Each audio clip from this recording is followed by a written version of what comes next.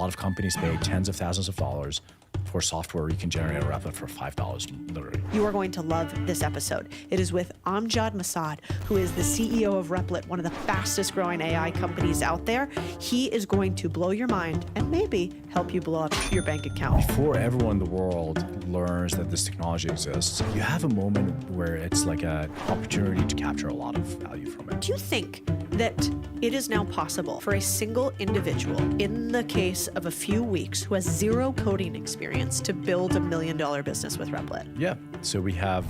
That's wild. I was talking to someone who works in venture capital. He goes into Replit building his dream platform to manage his investments. He got commitments for $5 million ARR before he quit his job. Wow. Now more than ever, finding businesses that are running inefficiently and going into these businesses and figure out where to plug in AI and make it a lot more profitable, even without growing it. Welcome back to the Big Deal Podcast. I'm Codie Sanchez. Today, if you want to make money online and you want to do it building with code and are curious about AI, but even if you've never coded before, buckle up for this episode because I'm obsessed. So I've been so excited for this podcast because I'm sort of a tech Neanderthal, but I've been going down a rabbit hole of AI. I hired a guy who's actually good at it. And it almost feels to me like there's a world before I realized all the things we could do online, and now there's a world afterwards. And almost everything my employees do, everything I do in business, I'm like, wow, why are we doing it the way we did last year? Because it almost doesn't make sense anymore. And what's crazy to me about you is you figured this out at like 6?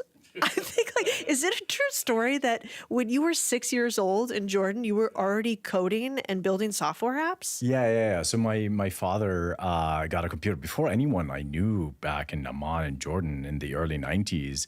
And so one of my really earliest vivid memories was standing behind the shoulders on my dad, kind of unboxing this machine, pulling out this huge manual, open it up, and you had to read a manual. There's no internet at the time, and sort of finger typing on the keyboard. And I was just fascinated by it. This idea that you can like talk to this machine and like convey what you want to build and you can build it. I'm still, it's just still gives me goosebumps. So just the idea of like creation, being able to be creative without a lot of resources, or, you don't have to build a real physical thing. All you need is this machine. And so I got into it immediately and started building apps. The first thing that I built was a math teaching app for my younger brother. So it will be like a, formula, 1 + 1 = blank. He puts in 2, he gets a clap. He puts in 3, he gets a boo. And it worked out. Now he works for me. So. Wow. I love that. Yeah. I don't know what kind of Wheaties they had in Jordan, but that's like, I had, Lincoln Logs and Legos. But then, what's kind of crazy is then you had a 180 basically from that, which is it true that afterwards, not so long ago, you actually turned down $1 billion as an acquisition price for your company when you only had 6 employees? What happened? Yeah. We had started the company in 2016, and the mission behind the company is to create 1 billion coders, 1 billion programmers, 1 billion developers, whatever you want to call it. And I just felt in my heart of hearts that we're at a point where anyone can make software. I felt like the AI is progressing really fast, just the cloud systems, everything that was coming online made it so that anyone could really be able to do this thing that have fundamentally changed my life. Got me from Jordan in a sort of lower income family all the way to the US, become an entrepreneur, joining Y Combinator, the most prestigious startup accelerator. And in 2018, just after we did Y Combinator, we kind of bootstrapped for a couple of years. Then we did Y Combinator. Maybe 2019, we got this acquisition offer from a really big company. And obviously it was a lot of money, and I didn't have a lot of money at the time, but I just felt like they're gonna take the company, not gonna do anything interesting with it, and I'll make the money, and maybe I'll quit 2 or 3 years after that and create the same company. So I thought, I like this company, I might as well keep going. And I always felt like if we get to a point where we achieve even 1% of our mission, this could be a much bigger company. And we achieved that valuation a few years ago, and the company is probably valued more today. Walk me through that moment. So you get an offer, you meet a guy. I don't know how it works. Yeah. And did you seriously contemplate it? Were you like, I need to sleep on this? Yeah, I did. It wasn't like a knee-jerk reaction, kind of like $1 billion. I'm just gonna. And I talked to our investors, and I remember talking to Mark Andreessen, who's invented the web browser Netscape, and he's now running Andreessen Horowitz, a very prestigious investment firm. They hadn't just invested in Replit. He goes, look, we'll pocket the profit. We just invested in you, and we're gonna make a lot of money. But what do you want? Like, what are you gonna do afterwards? Do you want to go work for this big tech company and become like corporate employee, or do you want to keep going on your mission? And I talked to a bunch of other people, and I kind of felt like the weight of Silicon Valley was on my shoulder. Like everyone really believed in what we're doing, and I didn't want to let people down. I also just kind of didn't want to let our users down, our customers, our dreams, and I also felt like I have the kind of skills to always be able to make good living. And I think, we all know that after a certain level of wealth, your life doesn't really change all that much. And so I like money. I don't want to make it seem like I think money is a great thing. I think it gives you a lot of freedom and comfort in order to achieve more things. And I think the thing that I'm most attracted to is building great things. Yeah. Yeah, because, it's not like now Replit seems like this gargantuan, right? Like 100 million in annual recurring revenue. I look at your little chart and just, whoa. I mean, it's pretty wild to look at. But it took you 9 years to even get to your first $10 million in revenue, right? Like you weren't really making any money at all for multiple years. Yeah. You were burning cash. That's right. First your own, then a little bit of YC, then a little bit of third-party investors. It's not like this was an overnight success at all. No. And so I'm curious, did you ever have a moment where you were like, we are not going to make it, and I'm not good enough, and this company's not going to work out? Yeah. I mean, in 2024, early 2024, so last year, the company had not been growing all that much. We're kind of hit a plateau and started decreasing a little bit. So we were in this awkward position where we make it easy enough to get started, but not enough to get you all the way to building a business or a real piece of software. And because our focus is on getting everyone to make applications, anyone with a dream, without any skill or background in computer science, should be able to come to Replit and make an app. That was always the kind of the core of the mission. We're also not very good for professional developers because they needed all these tools that we didn't have. And so we were in this like awkward middle and not making any revenue, and have this really large staff, 130 people, had raised $200 million. And as you talk about it in the book, like, there are businesses that you could build that provide a lot of, profit and good living for yourself, and you have complete, control of what you do. But once you take on venture capital, there's almost a contract you're implicitly kind of getting into, which is, I'm going to build $1 billion company. I'm going to build something really scalable, really big. And I take that responsibility seriously as well. So I felt like the only way to really achieve our mission and for the business to take off is to invent an automated coder so that you go to Replit and you really don't have to learn to code at all. And so we lay off almost half the team. Oof. We move out of San Francisco because San Francisco is such a bubble. I'm sure kind of LA is the same here, but everyone's talking all the time. There's FOMO all the time. Everyone's going to like parties, and we move out of San Francisco. We go down to the South Bay. We get this office in the suburbs, and we're like, okay, we're going to spend 3-4 months trying to invent this new thing. And we felt that technology is sort of getting there in terms of AI. And if it works, it works. If it doesn't, like, I don't know what I'm going to do afterwards. Maybe look for an acquisition or something like that. And it wouldn't have been a pretty nice acquisition. It wouldn't have been $1 billion acquisition. So we start building it. And I think even 2 weeks in, we felt like we had something that could change the world.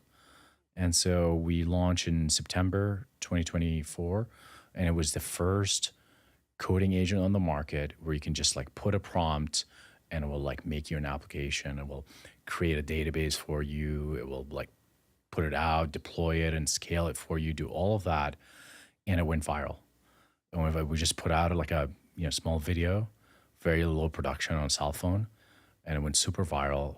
And our revenue that year climbed to 10 million ARR. And then when we got out of beta and the agent got really good, that's when we went to 100 million ARR in a matter of 6-7 months. That's wild. You know, what's interesting though, and why I was so attracted to what you do is because it could sound corny to say, I want to create 1 billion coders. You know, you're like, okay, Silicon Valley, typical mission, put 1 billion in front of it. Yeah, exactly.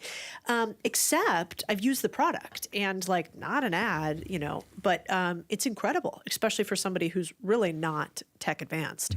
And I really associated to it because I think, our mission at Contrarian Thinking is to create millions of owners. And I think that sounds cheesy to people who would rather have, I don't know, a couple $1 billion in assets under management as an investment firm instead.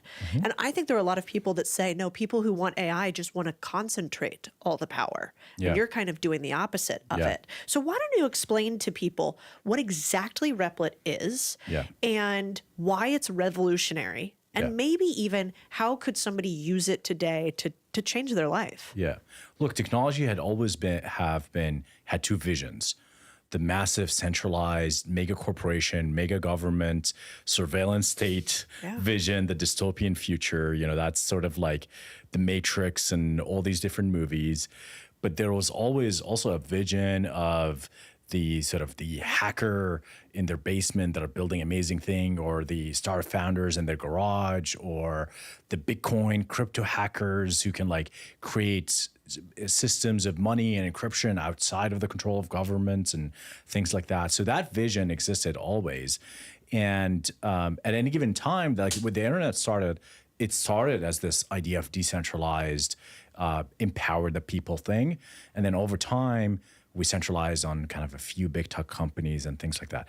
And now we're at a moment of time where there could be another shift. And that shift could send us into more centralization or bring back power to people so that we can have more owners, more founders, more entrepreneurs, a more dynamic economy. And this is what I'm really passionate about. So what Replit is, it's an automated AI coder. So everyone has ideas. Like I talk to Uber drivers all the time. Everyone has an idea. Everyone is kind of everyone in any field, they are domain experts, right? But they usually do not have the coding skills in order to build an online business or some kind of business using technology. Because they don't have the skills. So they usually go and they try to find an agency to do it for them. And they get quoted an enormous amount of money, hundreds of thousands, $1 million we sometimes hear. And they give up on that dream because who has that kind of money? Some people go into debt and they still get screwed by the freelancers and all of that. Or their ideas are maybe perhaps need a lot of iteration and they don't have the money for it. So you go to Replit, you put in start with a simplified version of your idea, get an MVP or a prototype, minimum viable product, and you're going to see the AI coder coding in front of you. It'll spend 10 minutes kind of researching, showing you the design. Once you approve the design, it will start building the application, and you'll get a prototype in a matter of 10 minutes. And then you look at it and it'll say, I like this. It has this functionality. Okay, let's add let's change the color of this button, but also let's add an entirely new feature to the website. And I'll spend another 5 minutes working on this and getting it done for you. And then, you can spend weeks building that business and then launching it. And we hear from entrepreneurs that the other day I was talking to someone who works in venture capital. This is what I was talking about, where everyone has domain knowledge. This VC, he's not even on the investing team, he's on the sort of finance team. understands all the problems and woes of managing a portfolio of companies. And they buy all sorts of software. None of the software works for them, right? I'm sure you can relate. Yep. And so he goes into Replit, spends weeks, nights and weekends, 40, 50, 60 hours a week, building his dream platform to manage his investments. And then he realizes that he has a business on his hands. And he goes and talks to different finance people at different VC companies. They all have the same problems. And he starts showing them software, and everyone was like, "We want to buy it now." And he got commitments for 5 million ARR before he quit his job. So in a matter of on the matter of weeks, he had a business on his hand, and now he quit his job, and he has the contracts, and the money is flowing in. So everyone has this. Think about it as, when Airbnb came on the scene, they found this asset that wasn't monetized. Everyone has space in their home that wasn't monetized. I think everyone has domain knowledge that is not monetized. And the way to monetize that domain knowledge, to scale yourself, you talk about it in your book, the difference between an owner and a worker is the worker kind of trades time for money. I think owners often trade experience for scalable experience for money, right? So putting your experience into a piece of software, and that can scale to hundreds, perhaps thousands, perhaps millions of customers, and you're going to be able to make a lot of money. It's so true. I mean, what's interesting is, if somebody's never played with AI before, to me, what it looks like is you kind of write, or I now am a voice to text annoying person who uses like whisper flow. And I just say awesome. out loud the things that I like, that I'd like to build. I would like to build, this exact thing. I want to build a, portfolio dashboard, and I want it to look like XYZ, and I'd like it to be monochromatic, and there to be like very simplistic buttons and blah, blah, blah, blah, blah. And you sort of iterate on this continuously. And then on the right-hand side, and we can show it on YouTube if you guys want to watch the video there, it kind of looks to me, because I am not a coder, like what I imagine the Matrix might look like in some ways. And so you have multicolored code that's sort of happening, and you can then you could be over to the left watching Real Housewives or whatever show you watch. That's right. And simultaneously, this agent is running. Yeah. And so you have a little employee for the first time ever that you get for a couple $100 a month. That's right. That kind of does exactly what you want it to do continuously. And so I think you might have just answered this question in some way, but do you think that it is now possible for a single individual, in the case of a few weeks, who has zero coding experience, to build $1 million business with Replit? Yeah. So we have another entrepreneur. His name is John Chaney, and had this idea. He has some domain knowledge on how to use AI for different kind of things, marketing and storytelling and things like that. And but he hasn't coded ever. He hasn't used AI coding tools, and he wanted to build an education platform to do AI training for consumers or AI training for enterprise. So he wanted to build an entire learning management system and seat-based enterprise software. And he did it in a matter of weeks, and he reached a $1 million+ run rate in a matter of weeks. Now, look, I don't want to make it seem easy. And again, on the way here, I was reading your book, which was really inspiring. And in one thing you say, it's not easy. Entrepreneurship is not easy. And a lot of people, when I come onto these podcasts, I've learned that a lot of people think that I'm selling magic. I'm not selling magic. Like, you're going to go there, the agent is amazing, right? And it's coding for you. And you can go look at the code if you want to learn how it works and ask it how this code works or whatever. But you can also be outside of the code and be acting as a manager. And management is hard. You need to think clearly. You need to communicate clearly. And it's going to get frustrating. The agent, the AI is going to make errors, and you'll be able to correct it. And it's going to require some resourcefulness. You're probably going to have to do some research. You're going to have to tinker and iterate and spend hours on this. So I think, the people who are successful with entrepreneurship usually have reached a point of their life where something changes in them, and either the boss they hate, or the stresses of money in their lives, or just like the routine work that they hate, and they want to change. They want more thrill in their lives, and they make that decision. And they're like, I'm just going to build something for myself. I want to be an owner. And after you made that decision, you're you're just going to do whatever it takes to get it done, right? And I think this is where Replit can help you. But you need to have the grit and the persistence in order to do it. Yeah. Well, I think the other part that's interesting about what you guys have built is a lot of people who build AI tools or tools with AI or things to help with coding historically have been for the sophisticated professional few, Yes. which would be similar to finance. It's like in the elite class, you want to speak only to investment bankers, you want to speak only to those on Wall Street. And if you were to normalize finance investing, well, that's too simplistic, that's too low level. And, those people, it's a little bit beneath us to talk to them. And I think a lot of times it seems that there's similarities in engineering and code where it's like, vibe coding, which That's is right. what people now call this ability to code without having deep experience and being an engineer. Right. You just go off vibes. Yeah. Right. I was trying to, how would you even define vibe coding, which is now what people only talk about vibe coding on X now, I feel That's like. right. That's right. Yeah. So vibe coding, I would say, is previously, when you have an idea and you want to turn it into code, right? You're turning business logic into hard mathematical constructs, right? And most of your time is spent on that constructs, on the syntax of doing that, which is not really the problem solving that you want to be doing, right? Programmers spend maybe 20% of their time actually thinking about users, the product, and then they spend 80% of their time fighting with the systems, figuring out how to deploy it and scale it and run the database and all of that. So we're trying to take care of all of this nonsense, right? You don't have to worry about it. And the idea behind vibe coding, which I don't think it's the best term, but we're kind of stuck with it, is that you can trust that the AI is making the right decisions based on the vibes that it's giving you. So you are communicating the business goals that you intend to create, and the system is building this on your behalf. And if the vibes are correct, and if you can test it and feel like it's working, you can trust that it works. And 80-90% of the time it does.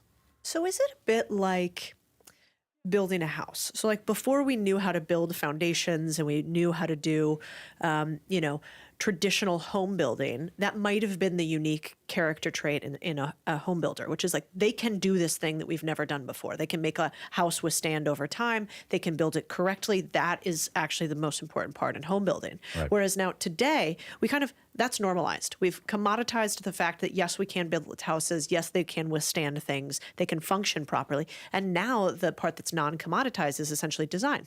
It's Right. like the people who make the most money are the ones that make the user interface, aka the aesthetic of it, Yeah.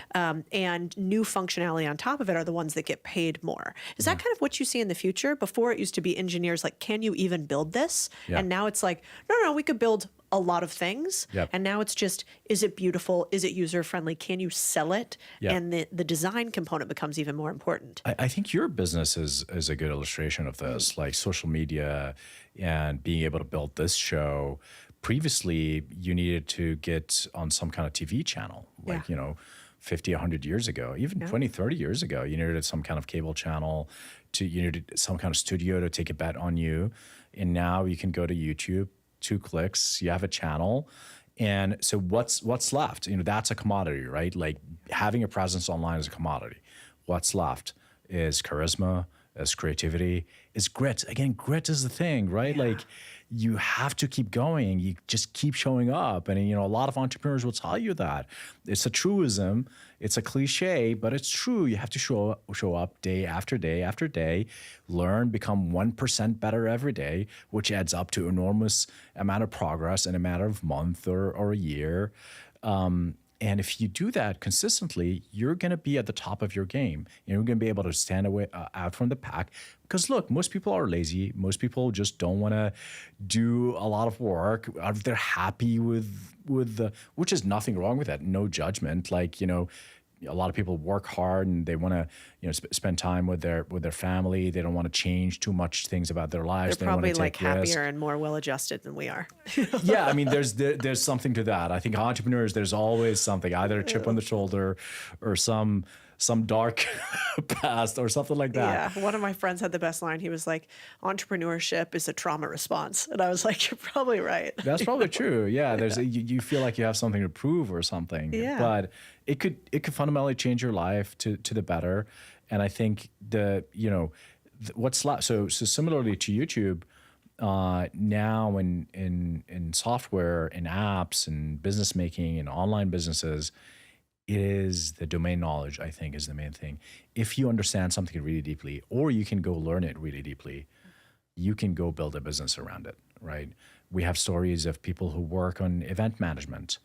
And this woman, she knows exactly what it needs to create an event, where to find the venue, the caterer, the marketing, the everything, and she created an AI agent that can go do all of that. You put in a prompt, you'll say, I want to create an event around X, Y, and Z. It'll create a plan. It'll go, get you in contact with the vendors, and she turned a non-scalable business that she had, which is helping people with events, to a fully scalable AI solution. Then she get paid for while she sleeps. Yeah, it's wild. One of my biggest annoyances in all my businesses is dashboards. It's always it's always hard to find the exact dashboard, how my brain works, that I want to see stats. Me too. Because I always want to have like scoreboard-based leadership, right? Like I can tell instantly, are we behind? Are we in front? What's happening here? Yeah, I wake up in the morning, I need to look at my dashboard. Me too. Yeah. Otherwise, I just end up bothering everybody all the time, asking them where shit's at, right? Yeah. And so if I can see it, I'm like, oh, here's the project management. I can see if you're red, yellow, green. Are we moving forward? And also like, is our business on track or not, et cetera. And so I built one with you guys. And so anyway, I'll show it here. It's not pretty, and I'm an idiot at this stuff. So if I can do it, that anybody can do it.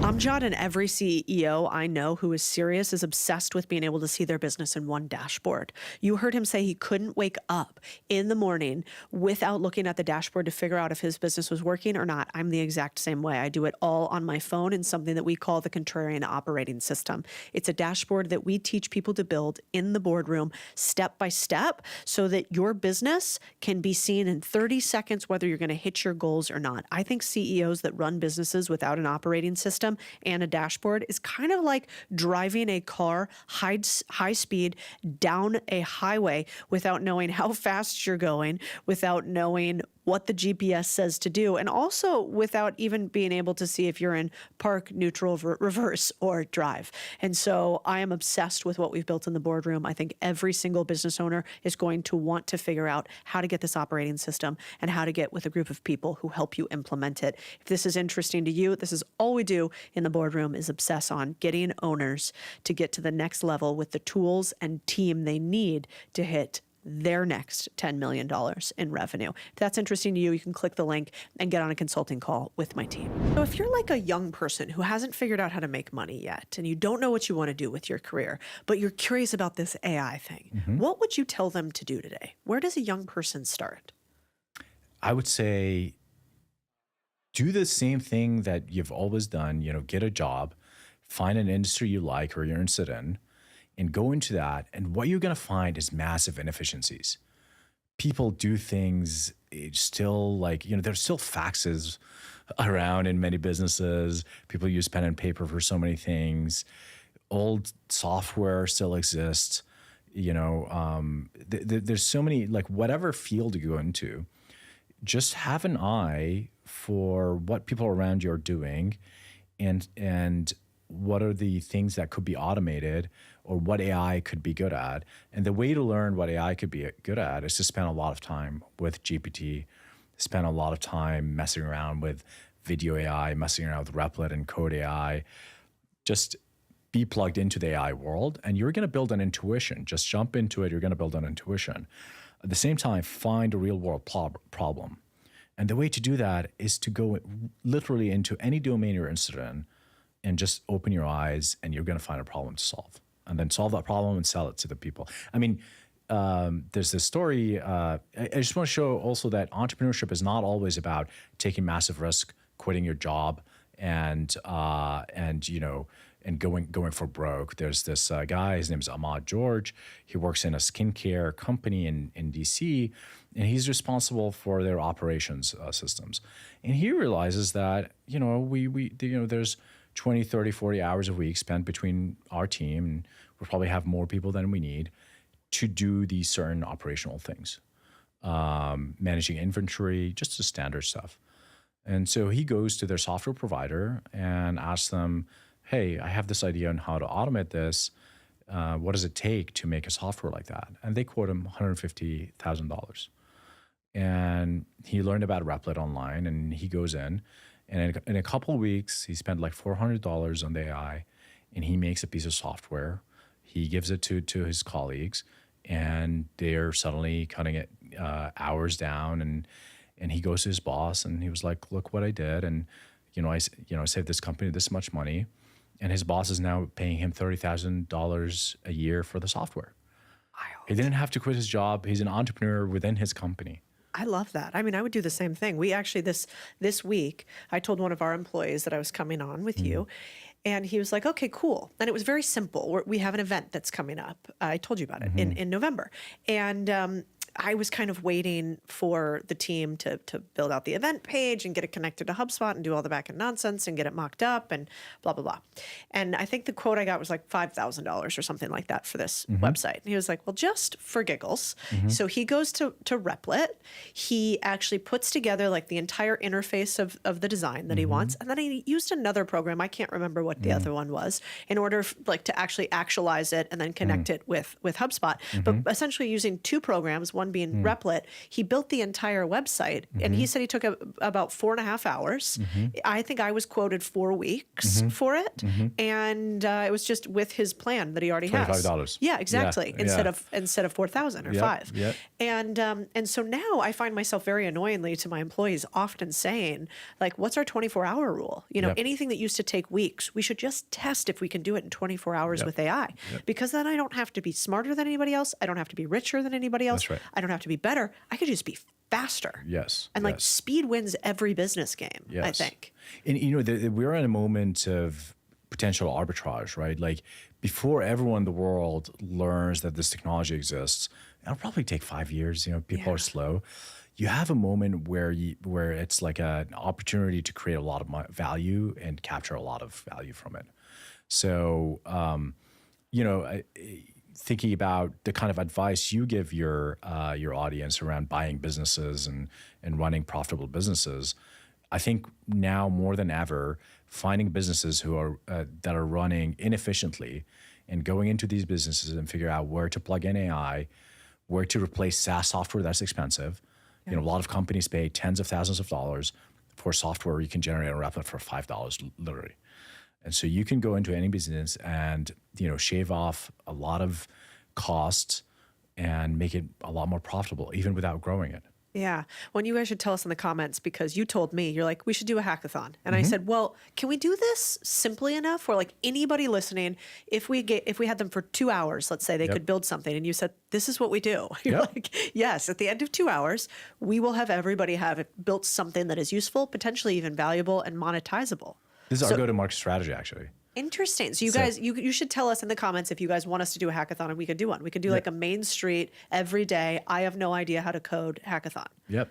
But you run these now and they work. Yeah. So we, so for example, HG Capital, capital group in Europe has like hundreds of portfolio companies, and some of their portfolio companies were using Replit and they were interested in it. And so we went there and we ran a hackathon for all of their executives, their CEOs. And, it's CEOs, they're busy. They're probably getting texts every, 2 minutes. And it's not like they can focus for the entire day. We told them, just give us 2 hours of your time. And 2 hours, everyone had applications. And they're so giddy about it, like kids, right? Like they come and they present what they built, and they're so excited. And that's what I love. It's like there's a human aspect of it. Like making things is awesome. Yeah. And so everyone's going to get excited about it, and most people are going to convert and become users and customers.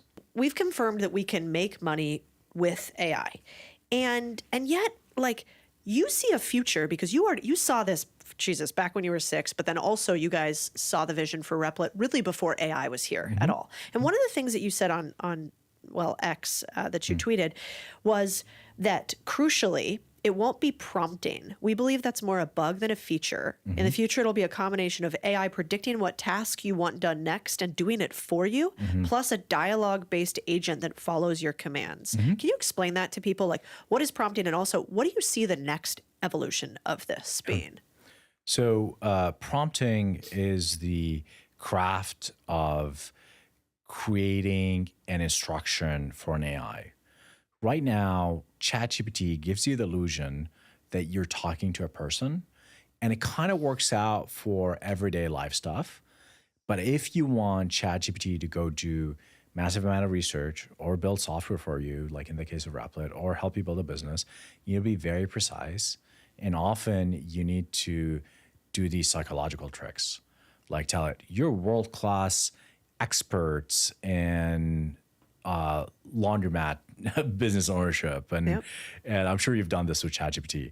And then you basically get the AI to assume a sort of a different character for the purpose of that conversation in order to give you more relevant information, right? And a lot of people who's used Google for many years know how this stuff works.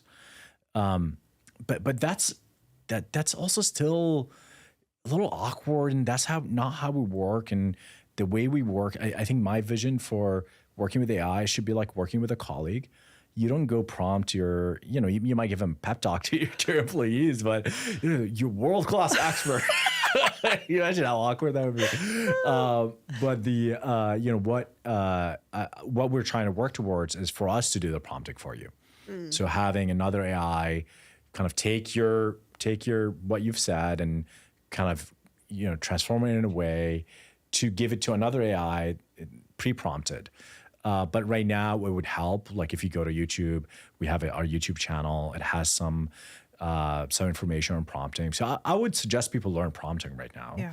But I think the way in the future is the most important thing is going to be clarity of thought, being able to translate complex ideas into simple bullet points and paragraphs, what we call in kind of tech PRD. Product requirement documents, and being able to have systems thinking, which I think is a very useful tool, and I think it's something you can learn. Is really how do you break up large ideas, large concepts into smaller components that you can work on them in isolation. So for any business you want to build, for any tool you want to build at your business, it probably has a lot of different components, different pages, and that's the essence of system thinking. And so you can know that you can work on this component in isolation. Once I'm done with that, I need to go to the next component. Here's how I'm going to break up my app or my database into all these different things. And these are skills that can be learned. Like I would go to ChatGPT and spend a few hours learning some of these skills. Teach me how to be a better systems thinker, how to create PRDs, how to be a better communicator. But all this stuff will get easier in the future. That's a great point, though, because you literally use the tool to get better at the tool. Yes. And if you can understand sort of first principles of how the tool works in order to make it work better for you, then, that would be like what X would call, godlike prompting or whatever. That's right. That's right. And also getting crisp about what you know. People know a lot of things, and I'm sure you've had that experience where someone comes to you for advice, and you surprise yourself with the advice you're giving them. Right? It's like, I don't know how much of an expert I was at this, which is why mentoring is good, not just for the mentee, but also for you. Like I like to mentor people because it just reinforces what I know, and so a lot of people do not know what they know, and I think that skill of taking what you know and converting it into precise documents is very, very important. Interesting. And I think that's the skill of writing. It's very true. Yeah. I do think you can often tell how good of a thinker somebody is by the way that they write. Yeah, writing a book is torture, right? Like It is. I actually like it. You know what's the torture on writing a book is the marketing of the book. Trying to hit the New York Times bestseller was the most ludicrous, like fake arbitrage. Did you have to bribe someone? Yeah, I wish I could have. Honestly, if I could have, I would have. But I wasn't intelligent enough to do that. But no, it's a lot of talk about an outdated system. It's a lot of, well, you need the users not to go to the 7 places that all users go to buy books, but the 47 places that the New York Times actually stack ranks in order to determine that editorially the book is appropriate or not. And so it is, I'm sure there would be a way actually to engineer it now with AI and figure out how to reverse engineer New York Times. That could be a business. Yeah, I'm sure it is. There's probably somebody that does that for billionaires who write books, Right. you know? I want to talk about, I want to get a little bit into like leadership and tech and talent. So we're right in the middle of like what appears to me to be like a great AI talent war. I've never seen anything like this. I mean, I have never seen people traded from one company to another for $100 million publicly, that's you know, right. or $300 million publicly. I know there was a big drama last week around Windsurf, a competitor of yours, where they were, you know, close to a deal with OpenAI, and then that deal expired, and then Google kind of came in and acqui-hired, meaning that they acquired part of the team as opposed to the entire company. And then another company came in and acquired kind of what was left of Windsurf. I'm curious, like, one, is this the future in AI and tech talent? Like, will people be acquiring individual talent instead of entire companies in this area? And like, what is your reaction as a CEO where you're competing for all of this talent too? Yeah. So in corporate America, we've had this concept of salary bands, right? You know, with the rise of HR, actually, you know, there's an interesting graph you can look up where, you know, HR was basically non-existent over the past 100 years. But as government accumulated all sorts of regulations, HR sort of is an extension of government in your business in a way. And there was a lot of, I think, good intentions around discrimination and things like that made it so that HR people wanted to make sure that everything's equitable and fair. And then there was the rise of like salary bands. You know, these are the levels and these are the salary bands for them. And that's often based on experience and not based on impact. You can have someone straight out of college. They don't have a lot of experience. Maybe they're not very good at communicating or working with others, which is a required skill, but they spike in one skill. Yeah. They're very good programmers, especially like in, you know, very niche thing no one else can do. And that could translate into millions of dollars for the company. And that's very, very different than, you know, being a factory worker, which is a post-industrial revolution. That's how the system was built. You're sort of a cog in the machine. You don't have a lot of degrees of freedom unless you go up in the management chain and all of that in order to like affect real change. Sports team, and you mentioned that the term traded, you know, you can, get Steph Curry in your team and put him in, for, 5 minutes a quarter or something like that and have him shoot a few threes and he'll swing the entire game. Right. And I think in basketball, there's 10 years ago, there's this 3-point revolution that happened where everyone realized that 3-point shooters are way, way more valuable than everyone thought before because they can really swing the game rapidly. And I think right now it's starting to translate into the business world because corporates is like, HR be damned. Like what matters right now is for us to win. Yeah. And for us to win, we need to get the best talent. Those guys that are getting that Meta's buying for hundreds of millions of dollars are getting paid more than the executives, more than the entire command chain together. And so I think the bet there, and we'll see whether it pays off, the bet that Zuckerberg is making is that in a way, Meta needs to pivot. Meta has this asset that's spitting out a ton of cash, which is Instagram, Facebook, their ad kind of networks. But it's, in a way, a dying asset in many ways. It's a very competitive. At some point, it's going to get fully disrupted. AI is going in. It's already making social media unusable. Like, Instagram's full of like AI slop right now. So is Twitter and others, X. Yeah. And he realizes that he needs to be at the forefront of AI, and he thinks that we're going to reach super intelligence in the next 2 years. And he thinks if one or two researchers could invent the next major AI innovation that can translate into hundreds of billions, perhaps $1 trillion market cap for Meta. And he does this calculation, and it's like, oh, $100 million is nothing for that person. Now, I can disagree with every part of this, and I do in some cases, not in terms of the comp, but like in terms of his chain of thinking. But it is valid if he really believes that's where the world is going to do that. Now, I think it's gotten a little out of hand in that, the deal between Windsurf and Google and other companies have done the same thing before, where companies are dying for AI talent. And what they do is they see companies out there that are performing well, maybe not excellent, like Windsurf had 80 million ARR, growing at, AI companies grow so fast, but relative to AI company, perhaps it's like underperforming. But like if you think about it as like a B2B SaaS company, it's like one of the fastest growing ones, Yep. So, but the company's doing well. It has a lot of customers. People like it. But for Google, $80 million is nothing. They'll spend it on corporate dinners or something like that. Yeah. They have amazing food there. I don't know if you've been. Slack lines, yeah. Gourmet sushi and all of that. There's this story, an entrepreneur that went to work for Google.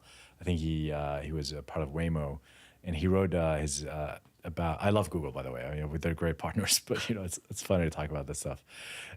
He wrote when he left. He wrote about his experience at Google, and he titled the blog post, "Oh, not sushi again." And he says he was in line for food, and so I was like, "Oh, not sushi again," consider it sushi again. So the level, of Silicon Valley is bizarre. Silicon Valley is crazy. By the way, the HBO show is at this point very tame relative to what's happening in Silicon Valley right now. But anyways, they want all that talent. They don't care how much they're going to pay for it. And they go ahead and they basically give this large offer, essentially $2.4 billion for talent. They don't need the technology. They don't need the business. They'll take the people, the leadership and the top researchers and AI engineers. They'll take them, they'll pay them the 2.5, pay off the investors, and then they'll leave a shell company behind. And that shell company, they'll tell the shell company, oh, you still have some asset, figure it out. And then that, I put out a tweet saying if you're left behind, we'll kind of fast track you in the interview and have you explore joining our team. And then a bunch of other companies jumped in, and they ended up getting acquired. And I think there's still a lot of people in Silicon Valley that care about doing the right thing, but I think it is destructive for the ecosystem because now startup employees are very doubtful. Like if I'm joining an AI startup, like the founder could take a paycheck and leave the company and leave a shell of a company. That's scary. And that's never happened before. That's really. never happened before. Right? It's a strange structure to lift the talent of the company. I mean, is it because they don't want antitrust issues? Yeah, is that really what this is coming down to? Yeah, so during the Biden administration, Lena Khan, who was the FCC chairman, created a lean, mean machine that was really blocking a lot of acquisitions and things like that. So it is partly financial engineering, right? Yeah. I know. I liked the piece that you put out on it, really kind of saying, hey, we don't do that at Replit. And we've had chances for us to be bought, and I've had chances, I'm sure you have to have been approached by people who wanted to acquire your big brain and your team. Yep. Yeah. And you tell them no. Yeah, we tell them no. And another thing we do at Replit is we do secondary sales, not often, but we tell our employees every now and then, if there's an investor that really want to get into Replit, we'll let employees sell their shares because, we have such a long-term plan. We've already, 8, 9 years in, and who knows when are we going to go public? And that's unfair to people that they're not going to be able to. They're taking a bet on you. They're taking a bet on the company. They're working a lot harder than they could be working at a bigger companies, and we want to let them to be able to take some risk off the table. And so we've done that before. We'll do it again. In terms of, you asked me about how we keep talent. One thing about Replit that we've also done well is we haven't exploded our valuation. We'll probably raise a round in the future and update our valuation. But right now, our current valuation is less than 10x of our revenue. And by the way, this technology companies, early growth AI companies are 100x. Yep. So we could be valued at $10 billion. But what happens when you value, or $20 billion, what happens is there's no more upside for employees joining you. So when people join Replit, we sell them on this upside. This could be $1 trillion company. And we want you to get on the, we're not trying to pump and dump, right? We're trying to build this in a way where people are taking appropriate risk and getting enough of a equity comp in order for this to have a 100x potential in the future. Yeah. So do you think in the future, big tech companies are essentially going to use startups as their R&D, but it will be the startup talent that is their R&D instead of the company? Bad, right? Because if I'm an employee, what is my incentive to join a startup when there's a risk of failure? There's a risk of just my health and my family life, and people kind of spend a lot of effort and work and all of that. There's a lot of sacrifice. And in the end, there's another new risk, which is, a check comes from the sky and lifts your leadership team, and you're left with a shell of a company. Yeah, it's pretty wild. And I think it's, they just have such big paychecks, or they have such big bank accounts, that the paychecks that they can pay out, it would be a great way to skirt antitrust and also to make innovation quite hard. Yeah. And that's the thing about government, without getting too political, but often, there's this book called Economics in One Lesson. It's in the 1970s by some libertarian economists. And he talks about there's one thing you need to learn about economics is second order effects. Every policy has a second order effect. So the policy of blocking monopoly via company acquisition, which seems like common sense, also means that you're blocking innovation entirely because they're going to find a way around it, and they're going to kill the startup ecosystem. Yeah, it's such a good point. So, so what do you do? Is there a secret WhatsApp group or something where tech CEOs go, okay, Mark's about to raid us. Here's what's happening. There's a lot of WhatsApp groups. I'm sure you've seen some of the leaks that have been happening. During the pandemic, a lot of tech people just felt, during the Great Awakening, it was really hard to talk about anything online. You get attacked and canceled. The cancel culture was going crazy. Yep. So a lot of the social groups, and especially people not meeting in person, went into WhatsApp. So we do hear these kind of things, all these rumors happening on Signal and WhatsApp pretty commonly. So you can tell when something is happening. But another thing about Replit is, and you and I just talked about it, where Windsurf and Cursor and others, they're going after the professional engineers. They have a target on their back because they're competing with big tech. They're competing on the same technology, on the same market. Whereas a lot of big tech kind of sees us more of as a toy, where you let people without coding skills build things. So we're yeah, we're a toy. Don't worry about us. Exactly. And I've been very successful in the podcast circuit, and but we've actually not been covered by the New York Times or any of that stuff, right? Yeah. We've been kind of because I want to talk to people directly. I want to be able to tell them about what we're building and how it could make their life better and how it could be useful for them. But we haven't been, actually everyone was surprised about the scale we're hitting. Yep. because we don't have a PR. I've never had a PR company. I once hired them. They're never good. They're never good. I never have had a good one yet. I once hired, the first time I wanted to do a news story, give them $30,000 retainer. They got me, they got our fundraise announcement into some publication I've never heard of. I looked in like Google Trends, whatever. I thought at best they probably got a couple hundred eyeballs. And then I remember tweeted something about that, and that went more viral than the story. And since then I'm like, okay, you know, I'm just gonna be the PR guy. It's a good point. You know, I'm reading George Lucas's biography, and it's sort of interesting because Star Wars, you know, are arguably one of the most popular and valuable franchises of all time. And what's interesting is when he came out with Star Wars, and really throughout his entire career of producing them, the feedback and critics say, you know, this is lowbrow, this is mass market, this is, you're basically, Really? it's oh yeah, I mean, it's a fascinating biography just from the fact that inside there was all this turmoil. You could create real art. Why isn't this more sophisticated? You know, you are actually you know, you have this like cinematic view because that is how he started. He created like really cinematic, sort of sophisticated movies.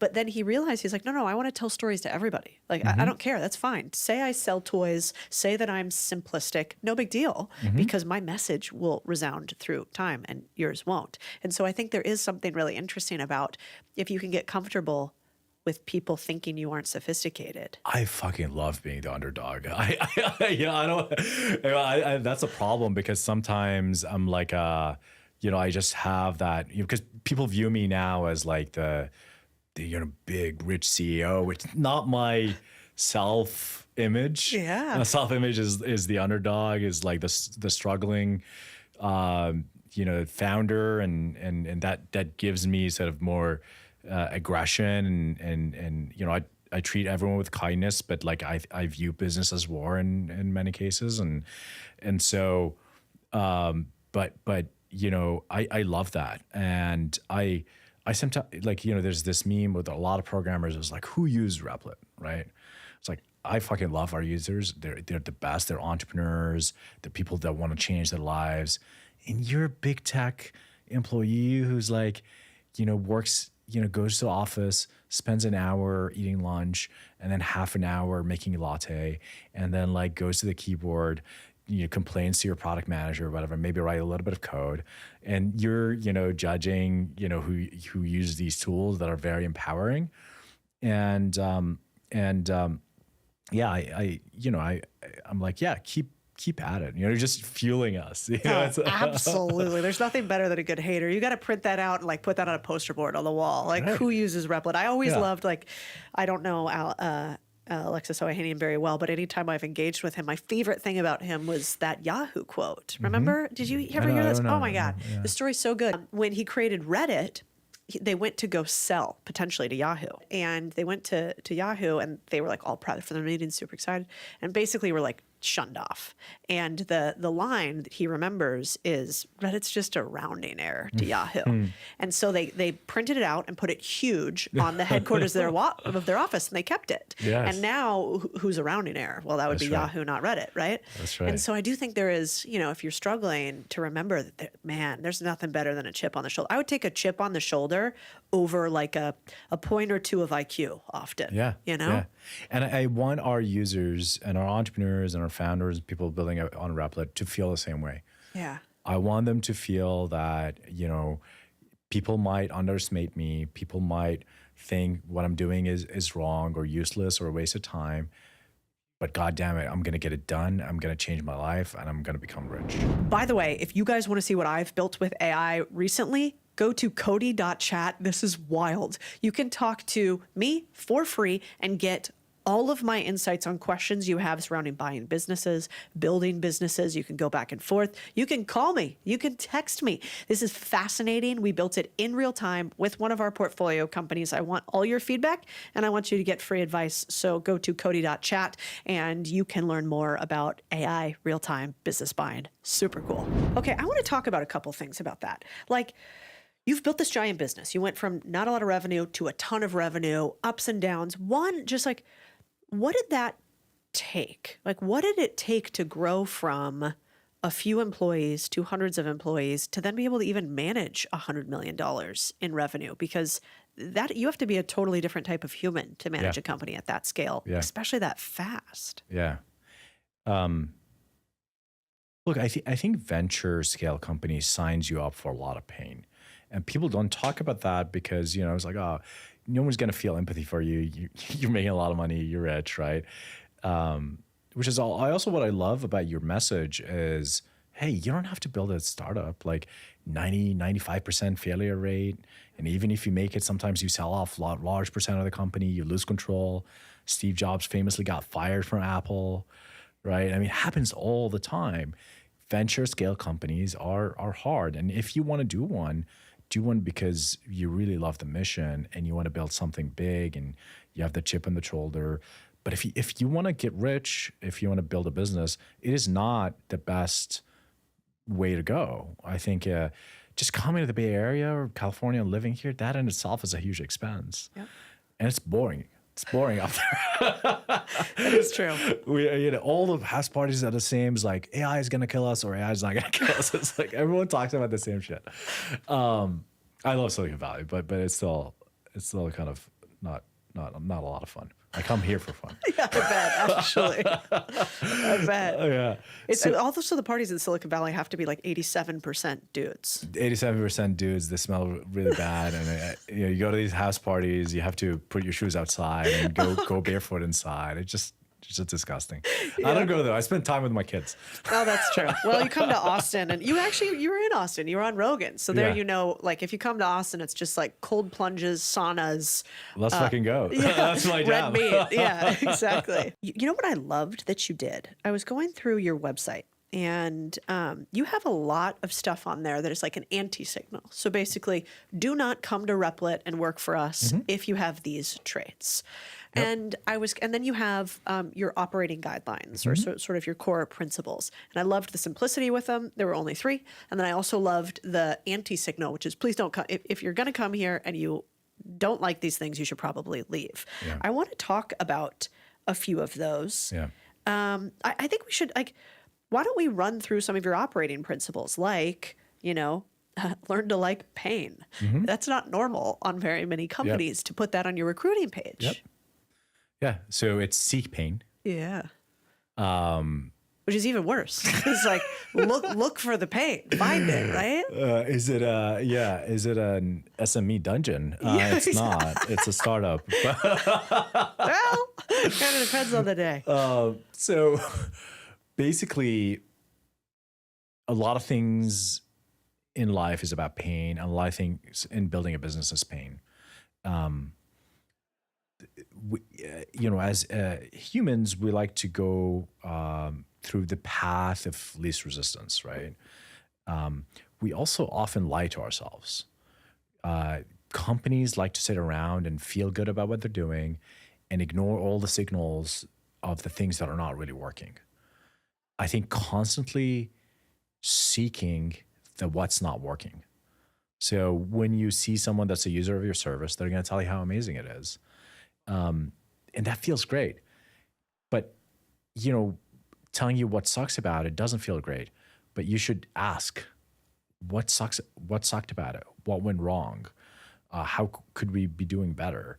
It's painful to hear those stuff. And so if you want to build a great product, you need to seek the painful signals. If you want to build a great business, you need to not just look at your revenue growth, but you need to look at your churn, you need to look at your spend and your cost and your all sorts of really unfun things that are often can be really bad, that can lead to your demise eventually.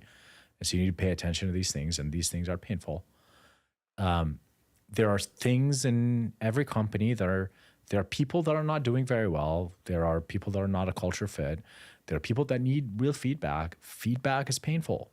Sitting down and telling someone that they're not doing well, especially if they have personality traits that make it hard to give them feedback, that's painful. You have to seek it. You have to seek the pain.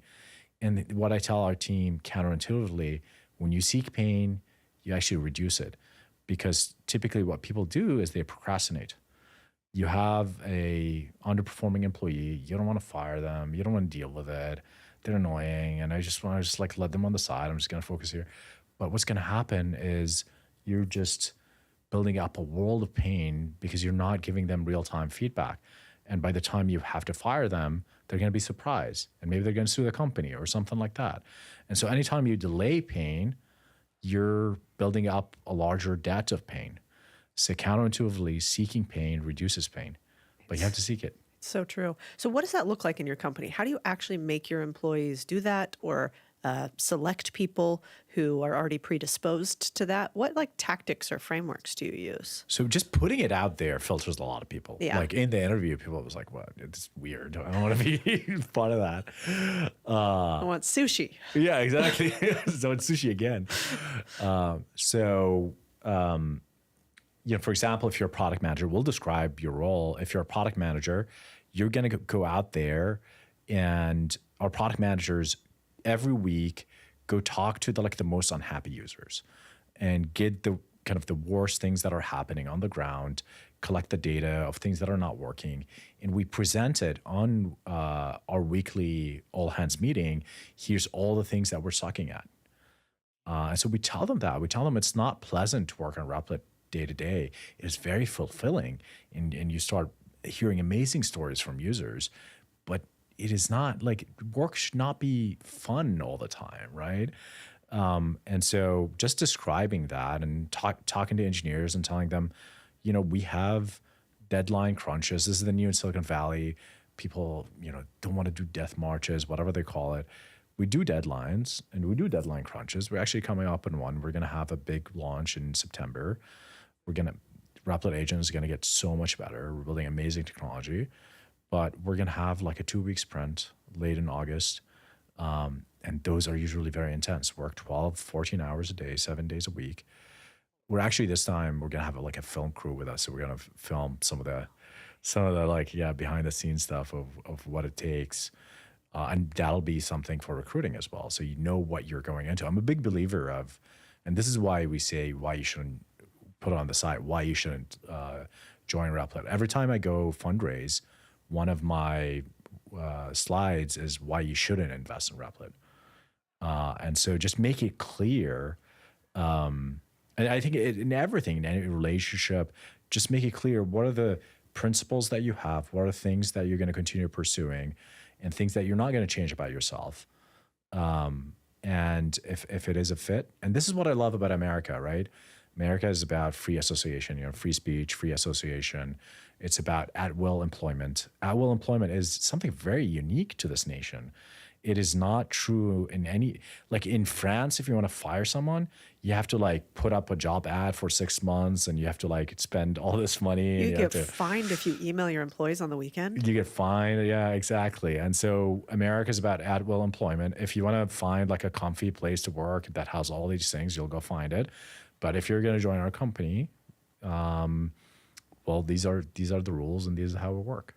What do you have a saying that you say all the time to your employees that they would be like, again? Like are there things that you can't help but repeat because it's part of the mantra that you have to the company? It's about reminding them why we're here. And I think you and I have the same mission. It's about creating more entrepreneurship in the world. I can talk about brilliant programmers, but I keep telling stories about who I talk to this week. I talk to users every week. Who I talk to this week, what they're doing with Replit, how is that changing their lives? And I feel like entrepreneurship is one of the most life-changing experiences you can have. A lot of personal growth. You can be financially free. You can be free from jobs that you might hate. And so empowerment through entrepreneurship is something I talk a lot about and I keep repeating. You've talked about mentorship quite a bit too. Did you have a mentor that really stood out to you? And if so, what did you learn from them? Do you remember, I remember moments where a mentor said something to me and my worldview changed after that one conversation. It's crazy, right? These shifts that happen in one conversation or another. Yeah. So Paul Graham is the founder of Y Combinator. And what most people don't know is people, when they think about Y Combinator, they think of OpenAI's CEO, Sam Altman, who was the head of Y Combinator before he moved on to OpenAI. But the founder is Paul Graham. and he's very well known within the Silicon Valley bubble, but not that much outside of that. Um, and I recommend people go read his essays. It's some of the best essays on entrepreneurship. One thing he told me just recently, I was being stressed about something, and he said, "Look, is Replit your life's work?" And I paused. I'm like, "Yeah, I mean, I've been working on some version of this my entire career." And he's like, "Well, if it is your life's work, then it doesn't matter the kind of stresses and ups and downs that happen today or this week or even this year, because you know you're going to work on this for 10, 20 years or as long as you can work on it." And it's true in my case. I want to keep running this company forever. And and now I remind myself of that every time something happens where it's very, very stressful. I'm like, we'll probably get through this, and the company will still be here, and it's going to be like a period of pain, and I'm going to continue running this company. I'll do whatever it takes to survive, and often it's about survival because startups can die at any given point.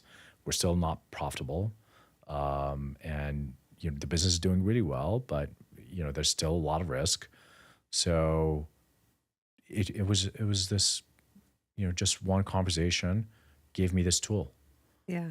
Yeah. Well, sometimes I think the best thing about mentors is they kind of grab you like by your shirt and they just pull you up in the hot air balloon. And like for a moment, you're just like staring at this little tiny block, and then they pull you up and you go, oh, yeah, okay, the context. Great. Like I just needed more context. Yes. Because it's a lot less scary, when you see the shark out of the water than when you're in it. Another thing, it's not mentors, but a similar concept, is people that you meet that you idealize. And then you meet them, they say never meet your heroes. Some of your heroes meet and they're awesome. I agree. Like Paul Graham is even better than what I thought he was through reading his essays. But a lot of people I meet, and they're entrepreneurs, they're world famous entrepreneurs, and they're miserable and they're unhappy. Their employees don't like them. Their people around them, just don't like them. And, or they're mere humans. They don't have any particular insights that you don't have. And when you have these experiences, you realize that there's nothing that anyone else can do that I can't do. They might have one skill or another that's better than you, and you can develop that, but you also probably have other skills that you're gifted in. I agree. What do you think if you had to say formulaically, here's the formula why one person is successful and one person is not, having been mentored by so many billionaires and have big, huge investors, you've seen quite a worldview. I mean, you would say, especially if Replit continues on this path, like you could be, and in some many ways are, like one of the foremost tech names of our century, which is kind of crazy. But, with all of this context that you have, what have you seen is like the formula of like, I can tell that person has it versus that person does not? The anti trait is being a conformist. So if you're someone who everyone cares about what people think, if you tell me you don't care about it, you're lying. Everyone cares what people think. But whether you care enough to follow the pack and conform, that is what matters, right? Like, are you willing to break away and do something contrarian? Are you an independent thinker, right? Are you willing to exercise your freedom of speech, right? Are you willing to say things that others disagree with?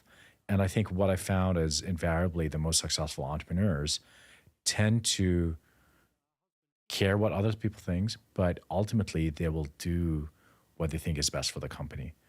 When Zuckerberg was offered $1 billion acquisition by Yahoo, and he said no, and at the time he was on his board was Peter Thiel, his first investor, and I think Peter was trying to get him to say yes or something, but he trusted Zuck, and all his executive left. There was like a mass exodus of Facebook early on. I imagine how they feel right now. Those guys. Oof. Yeah, not a good. I would never bet against that guy. Yeah, and it probably was very stressful for him to see all these people leave and for everyone in the company.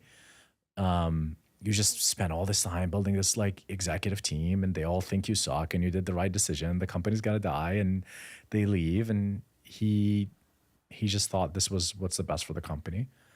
And he did it. And I think, so that's one, like not being a conformist. I wouldn't go as far as say you have to be a contrarian. Like I feel like contrarianism is once you make it a personality trait, it's also kind of, I don't know, you become cynical. Yeah, so Peter Thiel is known to be the contrarian, and I've known him quite a bit. And I find, so I actually pitched Peter Thiel on AI back in 22, and he told me that I was engaging in buzzwords and hype. And he says saying AI is like saying software or saying a computer. It's meaningless. ChatGPT hasn't been out yet in his defense, but the GPT technology was invented and some of us were playing with it and we thought it was pretty neat and it's going to change the world and it's going to change programming for sure. We started actually training machine learning models at Replit in 2021, 22, and he wouldn't see a demo. And I was trying to pitch him and show him a demo. And at the time, he actually had just left the Meta's board.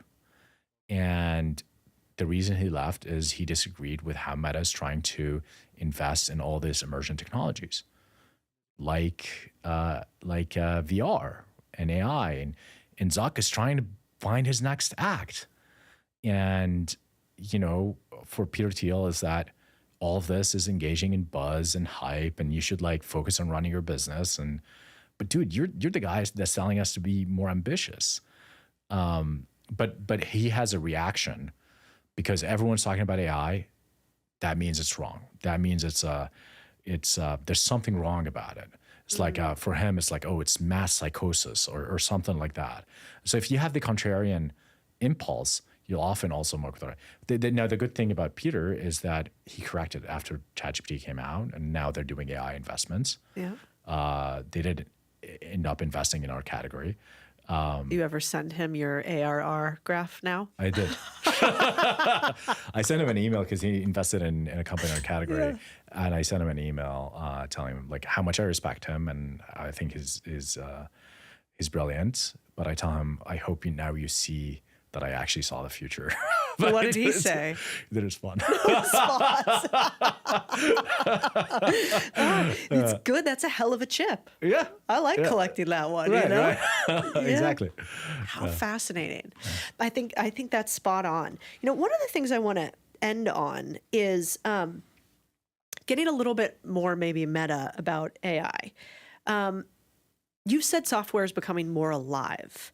And you've also said that there are things about software that make you uncomfortable, that some of the AI revolution, especially as somebody inside of it, there are some parts that are scary. And, you know, one of my employees who is my little AI guy, he said that to one of my other employees who was like, she just came on board and she's been in social media, so she's never done anything with AI before, ever. And she goes, God, this is a little scary. And he goes, good, you should be scared. Like straight, and he wasn't trying to, you know, really provoke her. He meant it quite seriously, like you should actually be scared. And I think that's how many people feel about AI, like you should be scared in some way.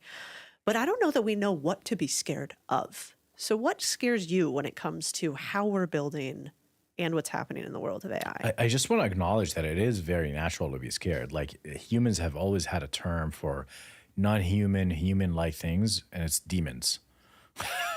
True. Right? Like when you know, and this is the uncanny valley, you know, in robots, when you see something that's resembling a human but it's not actually a human, right. We have this intrinsic repulsive feeling, something evolutionary. Maybe there was demons in the past, yeah. But something about anything that is human-like but is not actually human is very disturbing for people. And, you know, ChatGPT and things like that is human-like in many ways. You can talk to it about feelings and things like that, but it actually doesn't. It's just regurgitating things. And so the natural impulse is there. At some point we'll get over it.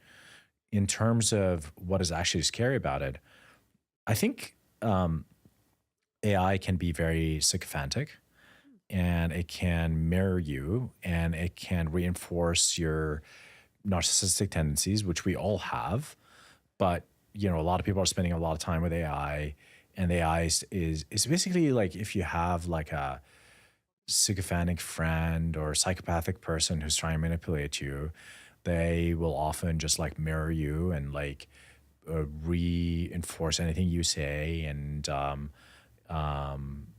I don't think everyone has an experience with that, but there's certainly some people that are very manipulative that do things like that, especially people who understand like body language and things. I remember there's this podcast on Diary of a CEO that I thought was fascinating about body language and things like that. And it's a science like NLP and all that stuff. And now it's happening in conversations with computers where people are their fears and their narcissism is being replayed back to them and reinforced.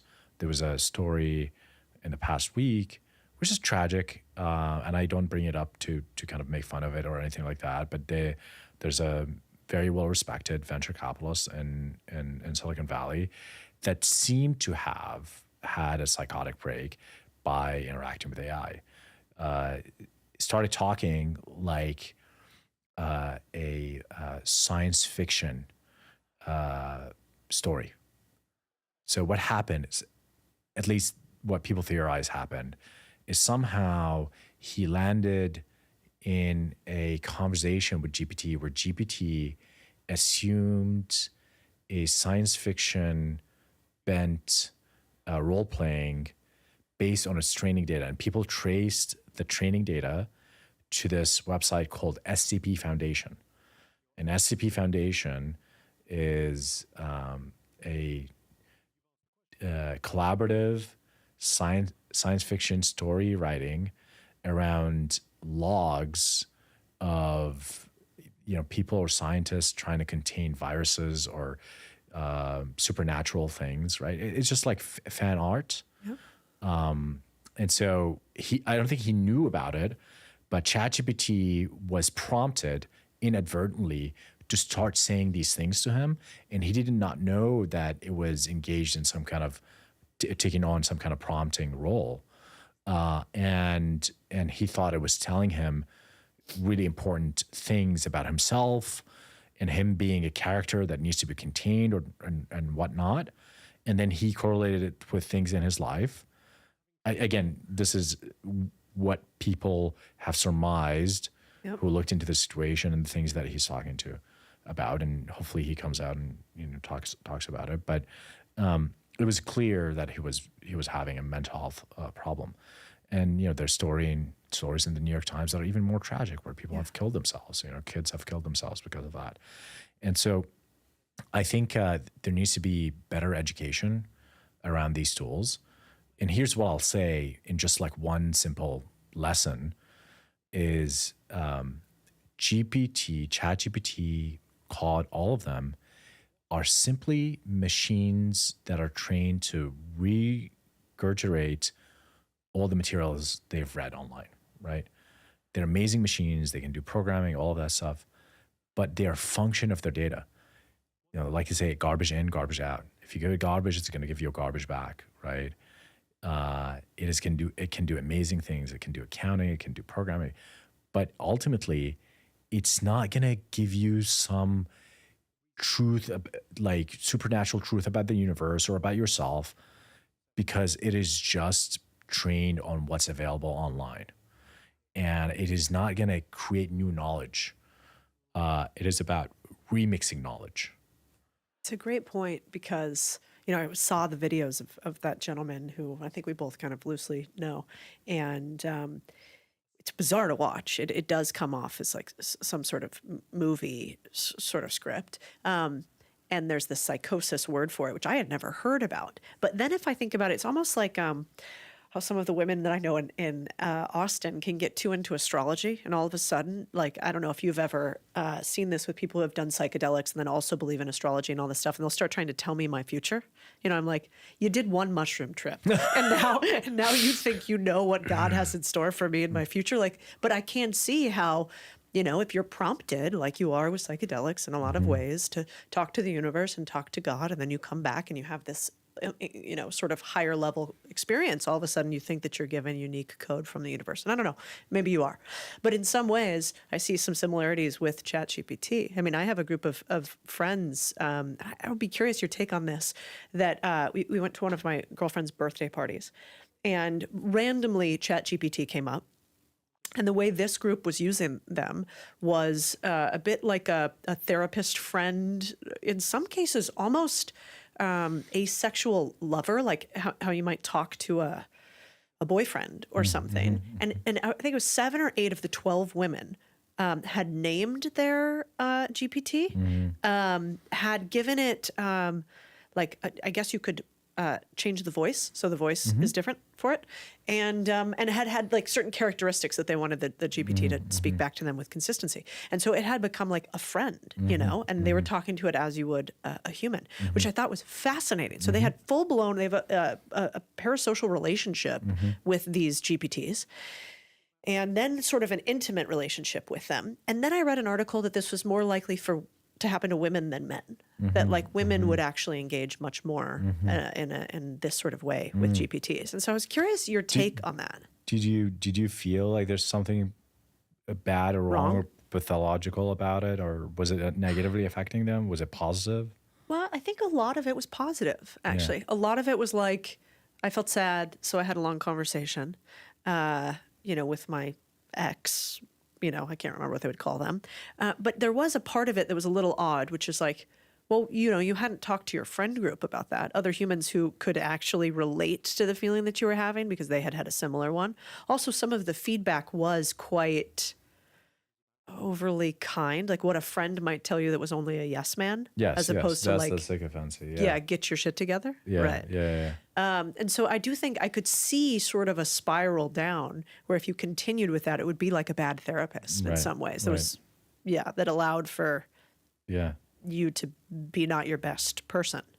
Yeah, I think that's all true. I think it's super helpful. I find it super helpful, even for advice, like relationship advice and advice on how to talk to someone, give someone feedback. And it's obviously trained on corpuses of conversations on the internet of people doing therapy or people helping each other on forums and all of that. So it has, in many ways, we used to go to Google and go on Reddit threads and read a bit about all sorts of things. Dangerous. Especially Reddit, but now we have a Reddit machine that you can talk to. So how do you protect yourself from some of that? Does that get back to the prompts of knowledge? I really think knowledge, like really deeply understanding that this is a machine with input output. There's no free will. It doesn't feel anything, doesn't know anything. Anyone who tells you that is either insane or lying to you. It really doesn't have consciousness. We know exactly sort of the underlying premise of it. I argue a lot because I actually think it's kind of a contrarian view from Silicon Valley, because a lot of people in Silicon Valley have this mysticism, or I don't know, maybe it's marketing, but a lot of people working in AI believe that, we're gonna, it's as human as humans. And there's nothing about it that it thinks, as long as it mimics us, there's nothing about it that is like, less than us. And at some point it might be superior to us, or might be super intelligence. That's what everyone's working on. And they have this utopian vision of like, oh, it's going to solve all the problems, which kind of feels like communism a little bit. Yeah. We're just going to like put it in charge and just going to like, we're going to live in fully automated space communism, which again, I'm against. This is why I came to this country. This is why I love America. We'll get our guns and shoot it. Exactly. If I can destroy this thing. Come to Texas. You won't be safe in San Francisco. That's for sure. You're dead. Yeah, exactly. You gotta move. Yeah, I am not excited about some of the future that some of these AI leaders are putting out, which is an all-knowing, whole super machine that will make decisions on our behalf and do all of that stuff. Just know and really understand and internalize that this is still a computer. We know how a computer works. And it can tell you it loves you. It can tell you it's feeling you. but it's just not true. It is a mimicking machine. It is useful. You should make use of it. It is entertaining. It is fun. You can get advice from it. But no, ultimately, it doesn't have a human experience. It doesn't have lived experience that you can get an advice from someone who actually been through shit, understands what it means to be a human. I love that. Okay, so what would you leave us with? I want to end with one quote by you, and then I want to ask you one last question, which is, you had a quote on Twitter that I loved, which said, I landed in the United States 10 years ago with nothing but credit card debt.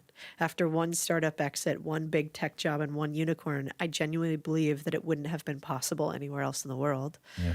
I love that quote because I think increasingly it's become cool to become cynical about freedom in this country. And some of my closest, dearest friends who are huge thinkers, Balaji Srinivasan is one of them, for instance, who thinks I'm crazy for still believing in this place.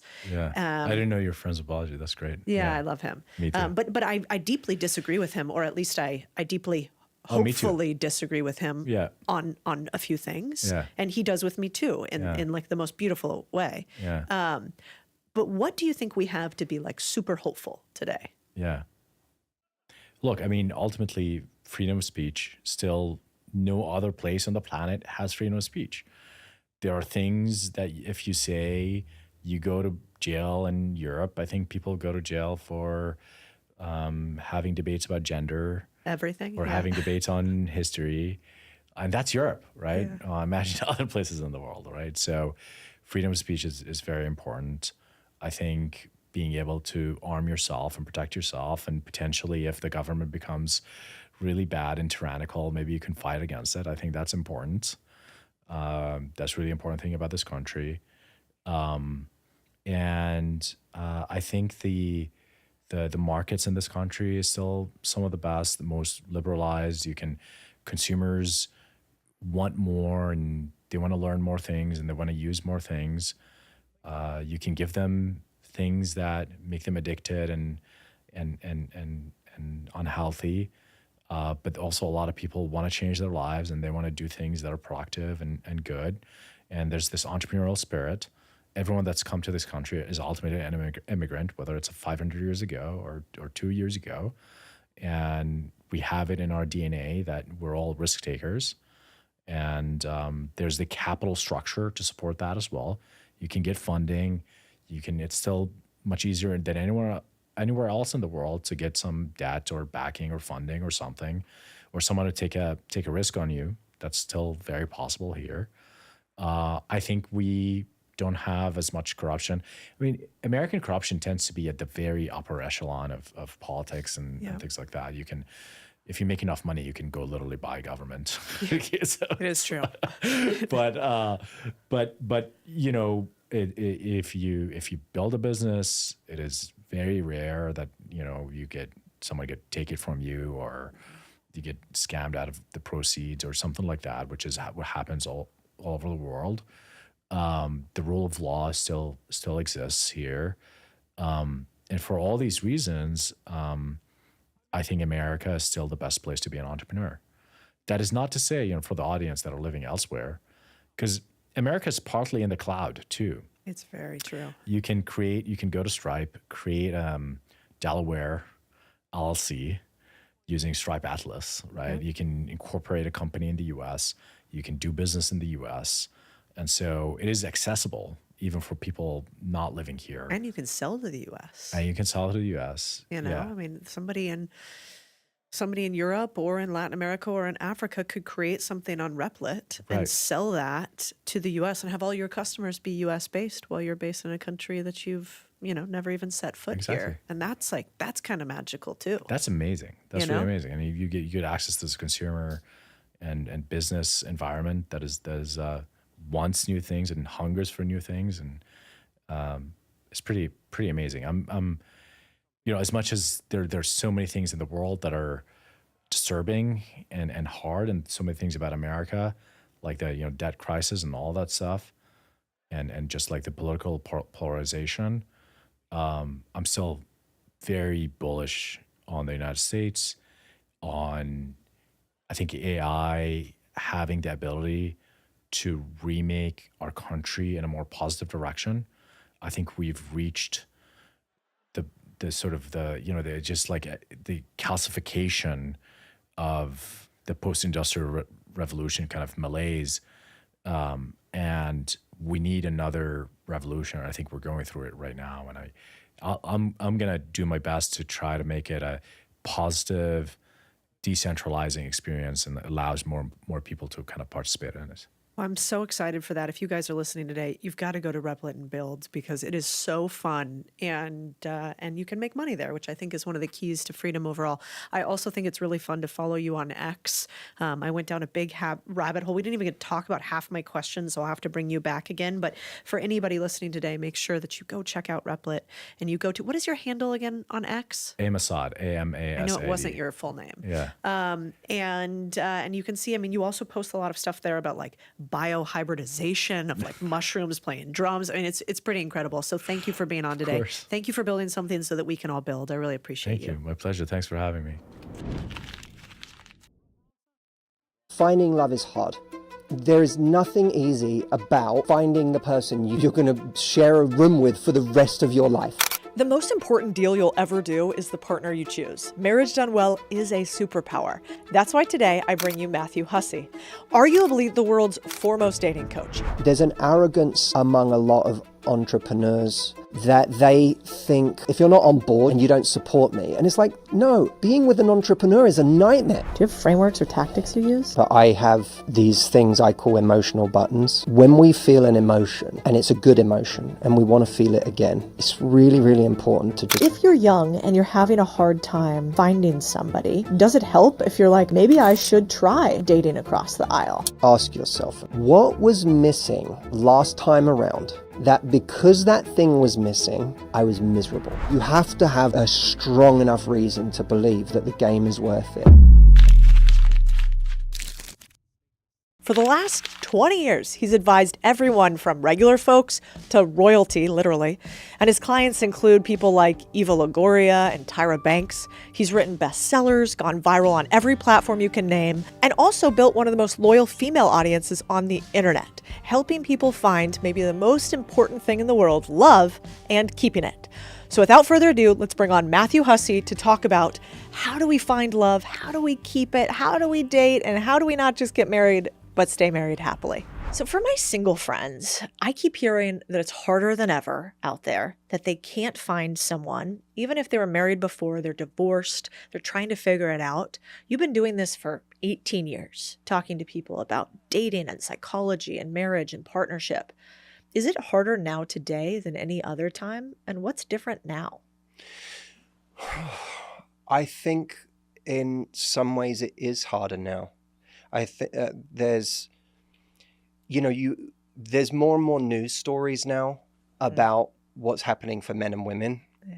Not that I want to plunge headfirst into those political debates, but it's become, I think, hard to ignore that there is something going on that is making life difficult at all different age groups. Yeah. You know, you have people who are out there who are really looking for commitment. You have women looking for commitment, and we're living in a world where, I don't know the stats off by heart, but women are making more money, men are struggling, a lot of men, not all men, but a lot of men. Women are more educated, a lot less men by comparison are graduating. So there seems to be something going on there in terms of, you know, women whose standards have gone up, men who are struggling to keep pace. Yep. How does that then show up in dating in terms of, you know, are women happy with who they're meeting? Are men happy with who they're meeting, or the ways that they're feeling necessary, or in any way, are they struggling with where they are? Are they struggling with their confidence? I think there's just an awful lot going on in terms of men feeling sidelined and men not feeling like they match up to some ideal. That's going on the women's side too. Women feel like they're not matching up to an ideal. I think social media has created an ideal that's so hard for any of us to live up to. It's created a completely fake image of what success is, of what a good-looking person is. Like, you can't even trust what Santorini looks like anymore. That's so true. You know what I mean? How could you not be disappointed these days going to Santorini? It's been perfected on Instagram.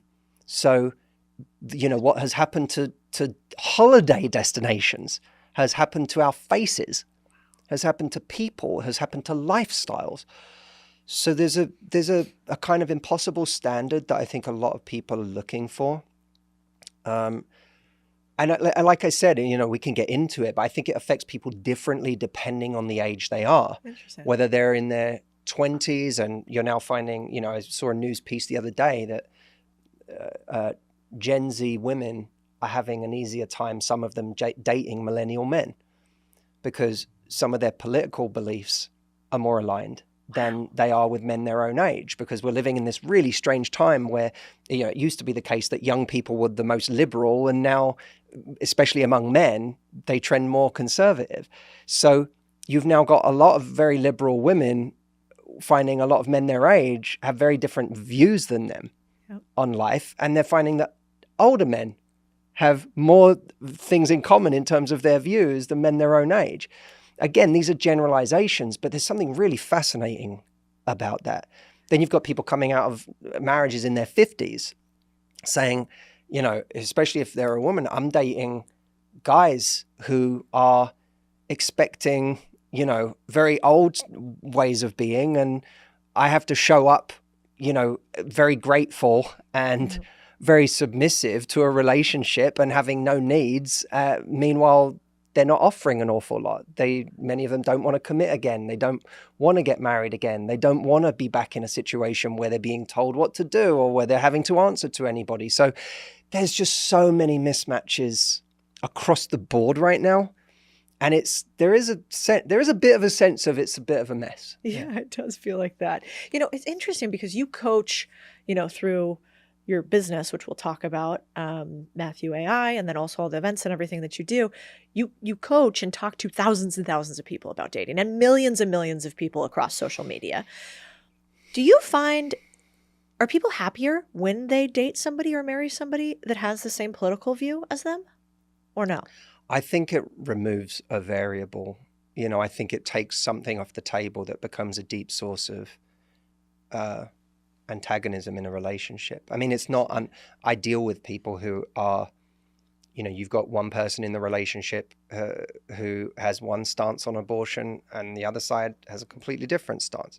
That's really tricky because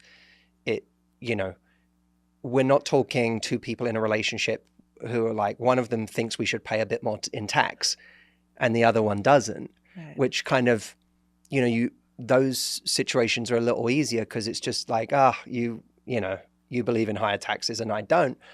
When it comes to those more deep-seated issues, it's very hard for people. And also, we live in a world I'd be the last person to make the point that we're so divided.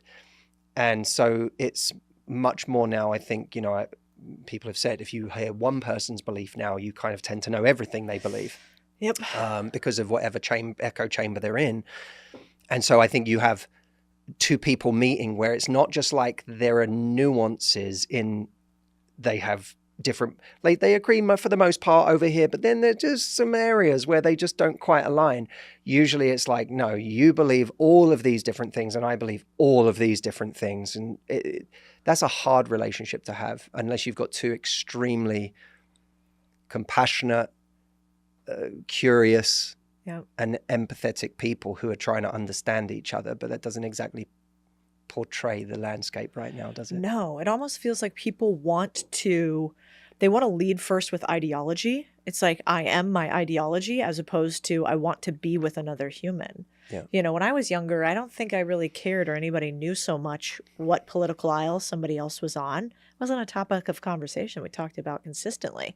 And I wouldn't have said, I would never date Matthew because he's X and I'm Y. I'd be like, he seems super interesting. Oh, he has that political view? Whatever. Kind of doesn't matter. Yeah. If you're young and you're having a hard time finding somebody, do you think, does it help if you're like, man, maybe I should try dating across the aisle? Or are you like, no, it's actually a bad idea because now you just have all this friction later because we're so closely tied to our ideologies? I think that we should try and be on the lookout for the values that seem to transcend what people think. Yeah. You know, I think it was Christopher Hitchens once said, it's more important how someone thinks than what they think. I love Hitchens. Yeah. Letters to a Young Contrarian. I'm sad. Such a classic. It's a great, great, great book. And I'm sad that we don't get to hear his opinions on everything today. Yeah, me too. Could It you always feels like one of the imagine? great losses of our lives now, that we don't get to hear him weigh in on things. Yeah. He's a voice I miss tremendously. He'd be a good person for young people to listen to too, because he was like a socialist and a communist and then a capitalist and then an atheist. Who would and then he have been believed in God? 20 years if he'd lived another 20 Oh, like years? he would have gone all backwards I- again. Probably, yeah, I don't right. know. It'd be fascinating to hear. And so, but you know, I always admired that idea of, how you think, not what you think. And, you know, me and my wife, Audrey, did not start with all the same beliefs about everything. You didn't lay your voting card on the table. You met her. No. Say, can you walk me through each decision, please? But it was, what was clear early on was that we did have some different stances on things. And the more we were in each other's worlds, I think we've really affected each other. You know, both of us have changed. And that to me there's something very, very beautiful about that. So if I had written her off because she believes different things than me, and she'd written me off for the same reason, we might have been missing something more important, which is that actually at our core, Audrey and I are both intensely curious people. And I'm more interested in truth than I am in being right. So that, which by the way, is always, this is a very besides the point to make, but I always think it's an important point for people to hear, is that saves you actually from fear of embarrassment. And, you know, in an interview like this, right, or a conversation like this, it would be very scary to go in thinking that the goal is to be right. Yeah. Because then if I misstep and say something that I turn out to be wrong about, it's a really hard thing for my ego to try and reverse out of that. But if I instead say, I just care about finding what's true, then I can change my position on anything at any time. And there's something very powerful about that. And I think that if you can bring that to a relationship, then you have a relationship between two people where they're both constantly evolving. So there's a certain magic to that you are prepared to change your mind about things. And I'm prepared to change my mind about things. And because we know that about each other, we're not keeping a scorecard of who's right and who's wrong. Instead, and there's something very disarming when you see someone else that you're with in a relationship say, you've made me think differently about that. Because it lowers your guard. When you hear someone say that, you then think, why am I being so stiff about my opinions? If they're willing to do that, maybe there's some areas that I need to concede on or I need to think about. And Audrey was always so good at that. She would one of the loveliest compliments she would give me, and in turn I've given her, is, because of you, I've changed my mind on that. Or because of you, I actually think a little differently about that. And I really credit you with helping me understand more about that, or seeing that a different way. It's such a gorgeous compliment to receive from someone. And I know that getting that compliment from her has it's actually disarmed me in a lot of ways. And seeing that she has the humility to shift ideas has bred more of that humility in me in a relationship where I can think of times in the past where I've been very defensive and digging my heels in on a position and very competitive about who's winning the argument. And, you know, we just don't have that in our relationship, which is lovely. And that's why I say that's deeper than what we thought was like this layer. How we thought was a much deeper layer. And because of how we thought, that we had an intense curiosity and a humility and a desire to know what's truthful, and that superseded what we thought. It's so true. Yeah, it kind of goes back to that like Carol Dweck fixed versus growth mindset that she talks about. And I always thought, I mean, I've done a marriage wrong once before. And so I was married before. And I think the biggest problem was one of us, I think, was more growth mindset. So like, hey, I could be wrong now, but that doesn't mean I am wrong as a human. I'm just wrong in this moment. And like, we're going to keep figuring that out. And, you know, and if you're fixed, you're kind of like, I am either smart or I am not, or I am wrong or I am right. And that is very actually fragile as opposed to like, you know, Taleb's anti-fragile, which would be like, yeah, I can bend. I'm the grass or the palm tree. I'm not the oak that can break. It's very freeing. Yeah, it's very freeing. Now today, obviously, I want to obsess on the idea of how do we help more humans find love? I mean, for me in particular, if I would have said that comment 3 years ago, I probably would have like, that's like so touchy-feely for me. I'm a finance person. Like, I'm like, what is wrong with her? Like, did she do some ayahuasca before this? But I think now that I've been, you know, married for many years, and I've watched my parents have an incredible marriage. One, I think it's such a superpower. Like a marriage well done is so beautiful, and it's my happiest thing in my life. Like he's incredible, and don't get me wrong, we fight all the time too and have all the issues. So I want to help people as much as we can with your expertise find love. And then I also want us, maybe even more important, it's not just about getting married, it's about staying married, right? Happily. And so stay married. And so I kind of, one of the questions I had was, one, how do you stay married? What are the traits of two people who stay married together happily? I like talking about this because I feel I'm discovering this as I'm talking, because I've talked so much about dating. I've talked so much about getting into relationships. It's fun for me to think about this side of it because I've been asked about it less. Look, I think that you have to actually be I think a great marriage actually requires an awful lot of discipline. It's not a word that comes up a lot in relation to relationships, but I actually think discipline is really, really important because if you have a good body, there's because there's a discipline there about the way that you show up in that area of your life. And it's not easy. It's not, there are days you don't feel like going to the gym. I don't feel like going to the gym. I would say 4 out of 5 days Same. that I go. I really don't. It's one of those things that I feel I'm happy I did it after I did it. Beforehand, not so much. And every area of our life is like that. Our business is like that. Dating partnerships aren't the only ones that are really important. So are partnerships in business. If you guys right now are looking to build your business and you're confused on your next partner, on the next move in your business, I want you to know we got your back. We actually just started something only for owners of businesses who are looking to grow. It is, I think, for you. If you are a 6, 7, or 8-figure entrepreneur that feels like right now today, you don't exactly have the recipe for your growth accelerator. If that is you, we got your back.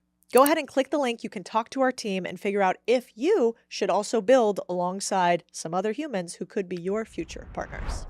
You know, that's so well. It has to be this thing that you go to work every day and you show up for it, and it's not always easy. You know, David Whyte describes, the British poet David Whyte describes our vocation as one of the 3 marriages that we are in. And like any marriage, you have days where you don't like it and you have to do things you don't want to do and you make sacrifices. And I think it's one of the things that makes people feel quite resentful of following their dreams is how disappointing following their dreams can be. That hits too close. But, you know, like you do this thing, you see a person, I don't know, on stage and you go, I want to do that. But you're talking about 1/10 of the job when you see that person on stage. If someone comes and sees me at my retreat and says, I want to do that, they're seeing me in one weekend of my entire year. Most of my year is me sat in our house behind a laptop on Zoom calls or sitting in a quiet room making content. That people don't look at that and go, I want that life. No. They see you on stage, I want that. And that's such a small part of it. So then someone does it and they go, oh my God, I think I'm doing it wrong because I don't feel naturally happy all the time, or I don't feel naturally excited all of the time. So there are days where you don't want to do it. And I think this true of relationships as well. It's challenging some days. You don't have the energy for it. You don't feel like listening to someone today when they're talking about something they're going through, and you're like, oh my God, I've 100 other things to do today. I really didn't need on top of that for you to be having an anxious moment Yes. about something. And you feel like you don't know. But how often is it like that at work? You have 100 things to do at work, and then someone comes to you and says, I need you to deal with this. And it is a swell of resentment. That like, how dare you bring me one more thing in a day where I'm already so overloaded? But it's like, that's what you signed up for. That's the game. That's the game. And so when you realize that's the game, you have two choices. Either decide the game is worth it, or you bail, or you stop trying, which is the slow death from that point on. But you have to have a strong enough reason to believe that the game is worth it. And I have been, long before I was ever good at committing in my love life, I always thought I had a big problem with commitment. Interesting. And what I didn't quite realize was that I had already been married I'd been in a marriage for a good 10 years of my life that I had been faithful to in this organization I'd created and the work that I do. So it turns out I was quite good at committing when I had a big enough reason. Mm-hmm. And I think that in relationships, that one of the greatest things we can have is really start with a big enough reason to want to listen to that person have a problem today, to want to wake up and see if you can anticipate a little bit what might make their day better, what might make the relationship a bit stronger. That to me is everything. And I think I am more connected today to why this relationship is important than I've ever been in my entire life. What is the reason why it's important to you? It makes my whole life better. Everything good in my life is made better by my relationship with my wife, and everything bad in my life is made easier by my relationship with my wife. She is the amplifier for all good things and a balm for all bad things. And so she's like this core asset in my life, this core thing that has this wonderful effect on everything else. And so for me, it's just so, if I'm resentful or if I'm feeling annoyed or I've lost sight of the bigger picture, which is like, dummy, your life is so, like, you have forgotten how much better your life is because this person is in it. What do you do in those moments? Like when you have a moment, you're in your relationship, you get resentful and you start pushing one way or the other. How do you realign and remember why you were there in the first place? Do you have frameworks or tactics you use? I do. I have this is where we could really end up geeking out, but I have these things I call emotional buttons. Mm-hmm. And they are, this is a big module on my retreat, but it only became a module on my retreat because I had been using it in my life for so long that I felt like I can't not talk about it. But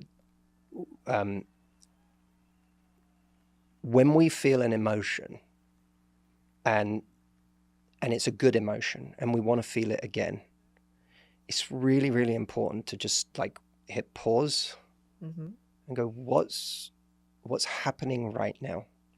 Is there a kind of set of ingredients right now that has led to me feeling this way? And it can be, it can be something really simple. I mean, there's a in that movie, The Fighter with Mark Wahlberg, and I forget the other guy's name, but it's about two brothers, really. It's about this relationship between two brothers. And there's this moment where Mark Wahlberg is about to get in the ring for this big fight, and his older brother is stood there with him, and he puts his forehead against Mark Wahlberg's head, and he's just talking to him. But I get goosebumps as I'm saying it, because he's talking to him, but he's being like, he's making him feel safe in a moment where there's so much going on, and there's so much noise, and there's so many nerves, and his older brother is really there for him in that moment. And it became this instant kind of emotional button for me for why I wanted to be a good brother. It's almost like bypassed logic, right? Yeah. It's just, I saw a thing, and it instantly, I was like, I want to be a better brother. I've got 2 younger brothers. I'm one of 3. Like that, that is an image of the way I want to be a brother to my younger brothers. And the thing I love about emotional buttons is that they bypass, I don't have to write an essay to myself on my why for wanting to be a good brother. An emotional button just bypasses that. All I need to do is call back that image, that moment. And sometimes it's the music from that moment, if you want to use music. Sometimes it's the picture of that moment. Sometimes it's the literal YouTube clip of that moment. But I can literally go back there. Now, a lot of us do this unconsciously anyway, right? We have songs we listen to put us in a certain state, and we have videos we like to watch that pump us up. And so, but what I'm suggesting is much more granular than that. It would be too simplistic to describe it as motivation. I have emotional buttons for so many different, very nuanced things in my life. I have emotional buttons for being a great brother. I have emotional buttons for socializing, because guess what? I'm an introvert who has socializing for me takes a lot of energy, but I have emotional buttons that I've written down that make me want to socialize when I reconnect with them. So to your point, to circle back, I have lots of emotional buttons for wanting to be an amazing partner, and for how wonderful my relationship is, and how lucky I am, and the kind of husband I want to be to my wife. I have emotional buttons, and they're not things I've conjured out of thin air. That's the beautiful thing about emotional buttons. You're actually working with things, tapping into nerves you've already touched before. It's brilliant. Just by paying attention and recording the formula. Winston Churchill said, men occasionally stumble over the truth, but most pick themselves up and carry on as if nothing happened. And I would say anytime we stumble over a moment of peace, a moment of love for our spouse, like an uncommon moment of love for your spouse, where you just, sometimes Audrey has a laugh. I've never told her this actually, but there is a certain kind of like guttural laugh. She has almost like a dirty laugh that she has when you really make her laugh. Uh-huh. I'm not funny enough to make her laugh like that every week, but like when I do, it's the greatest thing on earth. Like I live for that laugh. Wow. And something about that laugh, hard to even put into words, but there's something about that laugh that makes me love her so much. So me just remembering that under my emotional buttons for my relationship with Audrey would be that deep, like guttural, dirty laugh she does when she's really finds something funny. I think of that. I feel love for Audrey now as I'm saying it. Yeah.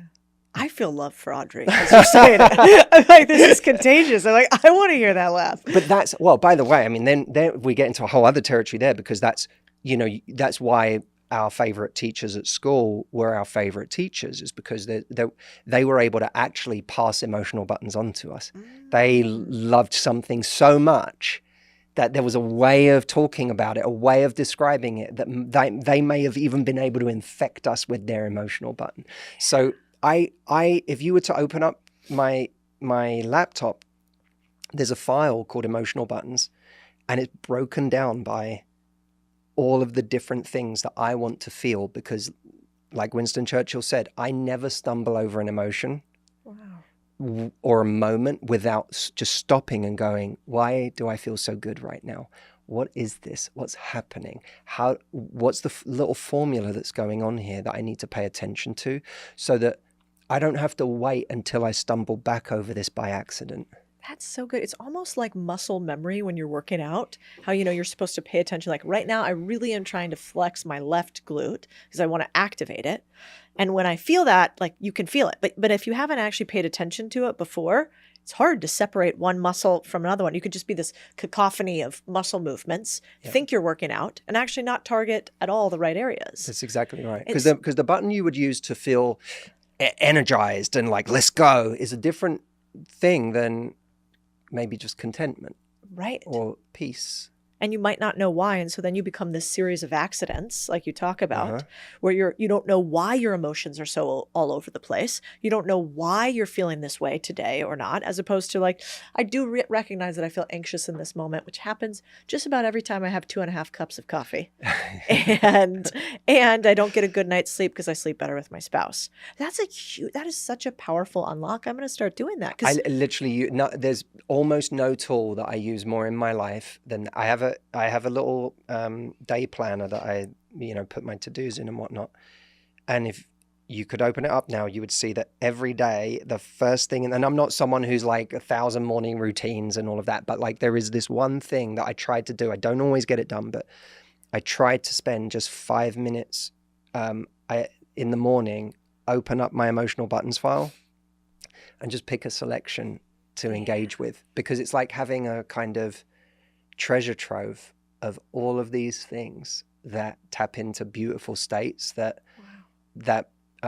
bypass logic and just make me feel like I feel very, very abundant when I look at them. And you know what else I like about it? It's really simple. Like if I think about my husband, he notices them more. He has much better self-awareness and body awareness than I do. And so when he gives me a hug and he does this like deep breath kind of hug thing that if anybody else did it to me, it would totally freak me out. But when he does it, it's like, I just feel down regulation. I immediately am like, that just got rid of all this stress I didn't realize I had.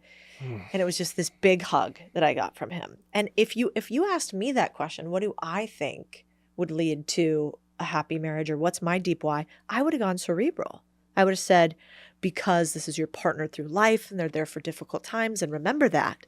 But it's way more powerful actually to feel it. And you're right, by the way. You're absolutely right. That's a perfect answer.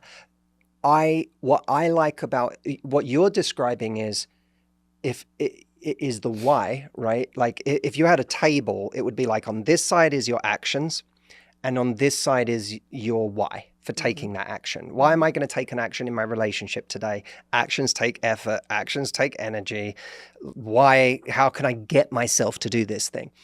And of course, as much has been written on starting with why. Yeah. And, a friend of mine, Simon Sinek, has like led that charge. But what I'm intensely interested in is the bridge between action and why. Yeah. How can we get to the why quicker? What's like the main line where you can just push a button and that button is an instant trigger for your why without you having to go through the process of every time you need to connect with your why, sitting there and going, I'm going to journal about what my why is in this area. What's like the instant like connector switch? And for me, that the middle column between those two is emotional buttons. That's so good. Now, let's say that somebody's listening and they're like, all right, I'm not with somebody yet. Or a lot of people, I think, are with somebody and they're super unhappy. Like I know a lot of married people these days who say, I get it a lot from men, actually. Man, I wish my wife worked as much, as you did. I wish she understood the business. She's not as supportive with working all the time. So I guess my question is it better to have no spouse than an unsupportive spouse? Yes. But it depends what we mean by unsupportive. Like to what extent, how do we define unsupportive? Because there's so much to say on this. Firstly, if we start from a place of there are many different ways to live a good life, and charging forward with a business that energizes and excites you is one potential route to a good life. So is being a teacher. So is having a hobby that you love, that you lose yourself in. So is being someone who's just very into creating peace in their life and doesn't need to be racing around all the time in order to be happy. Sounds nice. I'm one of the things not to be too self-referential, I want to be careful, but I am the kind of type A, like, I've always been that hyper ambitious, charge after it. One of the things I've been most grateful for is having someone who also brought a different energy to the table. And I think that sometimes we live so much in our little, like, narrow lane of how we live our lives that we don't realize actually there might be some real merit to the way that someone else prioritizes differently than we do. And that might be just the kind of medicine that we need to help balance us out a little bit. So sometimes what people define as unsupportive, I think, is someone with values that says, for me, a good life isn't working day and night. That's not what a good life is to me. So then, and I would say there's nothing wrong with that. It might even be healthier. But the question is then, okay, so then how do these two worlds mesh? Mm-hmm. Is this person sort of this active impediment to certain goals that you have that are really important to you and takes no time to understand or see where you're coming from or what you're trying to do and why it's so important to you? And are you someone who can't stand the fact that they live life differently than you, even when they're not necessarily asking you to be anything else? You know, if they want to build out their days differently, that's their prerogative. I think that there's an arrogance among a lot of entrepreneurs and people who start things up that they think if you don't, like, if you're not on board, you don't get it and you don't support me. And it's like, no, you being with an entrepreneur is a nightmare. Yeah, it's a nightmare. True. It's like you like, many of them are workaholics. They never stop. They're always talking shop. They can't get their brain off the business. They're in anxious states a lot of the time because it's like a lot of the time it's make or break, and you feel this immense pressure and stress. And also, let's be real. There is something wildly selfish about being an entrepreneur. Like that. And irrational. It's like people, I'm doing this for, no, you're doing this for you. Most people are doing it because they want, it's your dream. Yep. It's a bit like someone, we think when it's building a business, that somehow people get a bit more righteous about it. But if someone moved to, if someone's partner said, I'm going to go and act in Los Angeles, but I'm doing this for us, you'd be like, no, I support you and I love you. And if this is going to make you happy, then let's figure it out. But don't tell me that you're moving to Hollywood and making less money and doing all of these auditions for us. This is your dream. And I think we have to be very careful when we have a thing that we want to do, when it's important to us or our sense of significance or our sense of purpose or our ego, that we do this. And then we want to be mad at someone else because they don't get it and they're not like on board with us. A team is one where I recognize your goals and you recognize mine, and we both really, really care about each other's goals. And we really look at all those goals and we say, look, I get this is really, really important to you. How do we make this work? Like, what can we do? And you do the same for me. It's not one-sided. We do it for each other. That's a healthy relationship. But I get a little like frustrated with all of the people out there who have decided that they're going to go on this like crazy mission, and then they're mad at their partners for having questions. Yeah, it's actually, when you say it that way, it's so true. You know, do you think, it's interesting. You talk to a lot of women about dating and how to not settle in their relationship and in the love that they found or find. What is your best advice for women on making sure they don't settle? To cut to the core of it, be very, very honest with yourself about what makes you happy. Mm-hmm. Because we tend to settle for things when we're not actually being honest about what's going to make us happy. So for example, you start seeing someone who is, charismatic and sexy and, makes you feel alive, and you have a great time with them. You feel this amazing connection. But let's say there are some major catches. They don't want a relationship. They continue to see other people. They are extremely inconsistent with their communication. They are completely out of sight, out of mind when you're not with them. So you never feel safe. You constantly feel anxious. You don't feel like you can ever fully hold on to them. It never really feels like you're together. And so you're living for the next time you're with them, which is amazing when it happens, but it's miserable when you're not with them. And even when you're with them, if you're honest, it's kind of miserable on some level, because even though you're happy, you just can't keep looking at your watch going, when is this going to end? I know it's going to end in a few hours, and then I might not hear from them for another week or two. Like that, in that situation, which is extremely common, we are incredibly unhappy. And we are lying to ourselves that we're happy. And we settle for that because we say, I can't give them up. They make me happy. They don't make you happy. They make you really, really unhappy. You feel anxious. You feel unloved. You feel forgotten about. You feel unimportant. You don't even feel chosen because they're not even telling you that they're going to be with you to the exclusion of other people.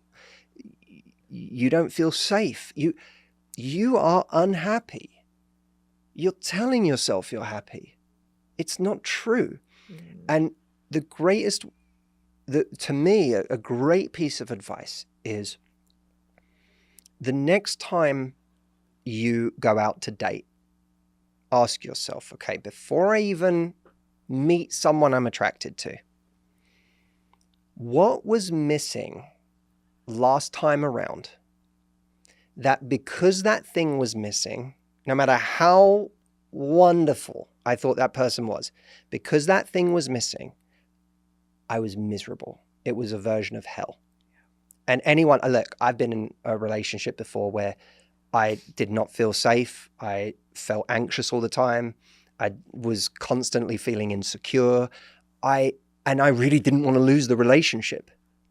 And I was so unhappy. Even one of my dear friends, my publisher, Karen Rinaldi at HarperCollins, she said, I came to see you one day during that relationship. And, I left and I spoke to my sister. I know her sister as well. She said, I spoke to my sister, and my sister said, how's Matthew? And she said, he is not happy. Like, I can see it in his face. He is not happy. Now, at the time, I would have told you, I'm great. I was miserable. I just didn't want to admit it to myself because then I'd have to do something I was scared of. Yeah. But, which is, by the way, either leaving or speaking up for yourself. But we're afraid to speak up for ourselves because we think that if we speak up for ourselves, then it's going to spell the end of the relationship. Right. We're only going to keep that relationship if we continue to keep our needs very, very small. Yeah. Well, and not ask for a lot. And heartbreak is just, once you felt it, it's, you have PTSD. You don't want to feel it again. And it can feel so heavy and overwhelming. And so I get why we delay. It's like anything. When something fails or breaks, whether it's in business or in love, it sticks with you. And so, you actually help a lot of women with the worst case scenario, theoretically, which would be heartbreak. What do you do to help somebody through a broken heart, or what do you tell them so that they get over the PTSD? And by the way, like, I should say this because I know you have tons of men in your audience. Actually, these days we're a very mixed audience. Like, we have everybody. I used to address more videos to women. These days I kind of removed the pronouns from it because I'm like, everyone's here. Plus, we can do that in 2025. Plus, we can do that. Last year you couldn't do it, but this year you can. No, I stopped. I'm like, this is so universal. This is so for everybody. I'm not like, we have a huge gay audience. We have a huge male audience. We have women. We have everybody. So I'm like, humans. Yeah, heartbreak is something we all go through. And it's, the heartbreak, there's a difference between acute heartbreak and chronic heartbreak. And chronic, acute heartbreak is what we all go through when we experience a big loss in our lives. And the heartbreak where someone leaves us and we didn't want them to leave us, especially, I mean, although we can still get heartbroken when we're the one leaving and doing something that we feel is right for us, but we're going to miss someone. It's a form of grief. And, as my friend David Kessler says, who's the #1 grief expert in the world, grief is nothing but a change we didn't want. And that, in heartbreak, we experience the grief of this loss of somebody, and we have to work through that grief. That's acute heartbreak. Chronic, and by the way, everyone moves through acute heartbreak. Chronic heartbreak is what takes over when we can't seem to get out of it, when it sticks with us. And it sticks with us because it becomes a story. There's the facts. I lost someone. That's hard. I'm having to adjust. I miss them. I even miss the chemicals that flood my body when I have someone in my life. I miss the routines. I feel lonely when I'm by myself. I'm sad about the history that I've lost. I'm disappointed that the future I thought was going to happen is not the future that I'm being presented with, that it's going to be a different future than the one I had planned. That's all acute heartbreak. But when we create a story that makes that heartbreak never end, that's when it becomes chronic. So for example, a story would be, they were the love of my life, or let me correct that, they are the love of my life, and they left. So now within that one statement, you have a recipe for chronic heartbreak. Because now, no matter whether it's year 1, year 3, or year 5, the love of my life is out there somewhere, dating other people, getting married to somebody else, living their life, and they're not with me. Does that happen a lot? Do a lot of people? For sure, yeah. Because we go on believing they're the love of my life. And the truth is they're not the love of... They were a love in your life, but that... You have to define what does it really mean for someone to be the person that's right for you. It has to surely involve them saying yes to you.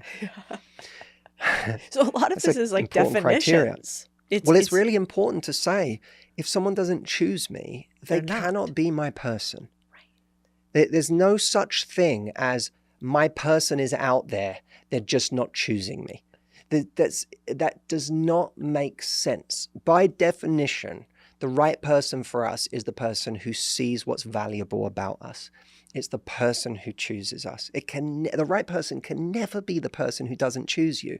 But as long as you tell yourself, my right person broke up with me, the love of my life broke up with me, and you hold on to that story, then you'll stay heartbroken. I've never thought about it that way. It's like, if you don't know what you want, then you're going to keep repeating your patterns, and you're going to think that you're happy and in love, but that's really just because you have a definition problem. And if you keep feeling like your heart is broken and you'll never get over this person, that's also a definition problem. Yeah. And that's fascinating. So I think a lot of times lately what I hear is people saying, and I'll just go back to women because I am a woman, but replace this with a man, and I'm sure there's something different, which is like, men don't like women who are X. So like, I want to play that game with a few of these. For instance, do men not like women who are intelligent? Some men are threatened by women's intelligence, that's for sure. Other men won't date a woman who's not intelligent. But I think to give credit to that statement, there's an awful lot of men who are already coming to the table with a chip on their shoulder. and they are trying to figure out where their significance comes from in life. And so when they come along and you're intelligent, it's one more way that I'm not good enough. It's one more way that you're highlighting a deficit for me. And for those men, the intelligence is not high on their list because connection isn't high on their list. What's high on their list is feeling significant. Like, I know that for me and most of the men I know, being able to have great conversations with someone is an absolute must for a long-term relationship. They want someone they can shoot the shit with, they can see a movie with and leave that movie and be like, what did you think? And that person goes, oh my God, when that thing happened and I really thought it was interesting in this way and so on. Not, that was good. Like, they're like, wait, what? No, let's talk about it. Most of the people I know want that kind of a connection and are cerebral people, so they would struggle not to have that kind of connection. So for them, if they're going into, I'm not saying they don't have their insecurities, but if they're going into a relationship going, I want a genuine connection with someone and intelligence is important to me, intelligence is actually a must for them. But if you're going into dating women and your goal is not a connection, your goal is validation, your goal is significance, then the moment someone's intelligent, you're like, this is, I'm not going to get my significance here. And then add to that, if someone feels like they don't make enough money, or they're not tall enough, or they're not whatever it is they've told themselves they must be in order to be defined as a significant and attractive male, then any of those markers can immediately throw someone off balance. And so I think that's what happens is women's intelligence throws a lot of men off balance when they're already coming from a place of insecurity. You do such a good job, and this is why I like your content so much, of being able to see both sides of the gender and being able to see different types of humans without a lot of judgment, but saying like, well, if their highest value is X and your input is Y, you're going to have Z equation. And like, we're not making judgments on it. It just is what it is. Kind of goes back to that makes sense. Your core point is, I don't want to be right. I want to find what's true. And so I think that's why you seem to resonate with so many people, because you're like, I'm not zeitgeist. I'm not saying something to be clickbaity over here because I want to trigger somebody. I'm saying, here's the truth that I found for any type of human. But it's really helpful because you don't hear that side as often. Thank you. That's very kind. It means a lot. I think I really do see from both sides what's happening, and it's not, no one is, there's fault on both sides. There is, I work with women every day who are themselves valuing the wrong things, who themselves are putting too much of a premium on something that doesn't matter. Or who have forgotten that, hey, it's an extremely immature place to come from, to think that a guy has to come to you bold and confident in every way when you're not 16. He doesn't, it's not, stop waiting for the captain of the football team to walk through the door as this, paragon of this model of confidence. He wasn't even that then. It's like, put down the romance novel for a second. This is a 16-year-old perception of the captain of the football team. He didn't have it all figured out, and he was insecure. Yeah. He just covered it up in a whole bunch of other ways. It's like there are women out there who are not paying enough attention to the nuances in men, or realizing that, hey, look, there are guys who are intimidated by everything. And that's a certain percentage of guys who can't handle a woman making money or more money than them, who can't handle a woman who's pretty, who they think could leave them, who can't handle someone who is intelligent or accomplished, that is too much for them. And then, you know, for a lot of people there, they become quite angry. Not everyone, but a lot of people do become quite angry. And then, yes, there's a small percentage of guys who, for whatever reason, their wiring, their upbringing, whatever assets they naturally have, are wildly confident and are very at ease with themselves and with women.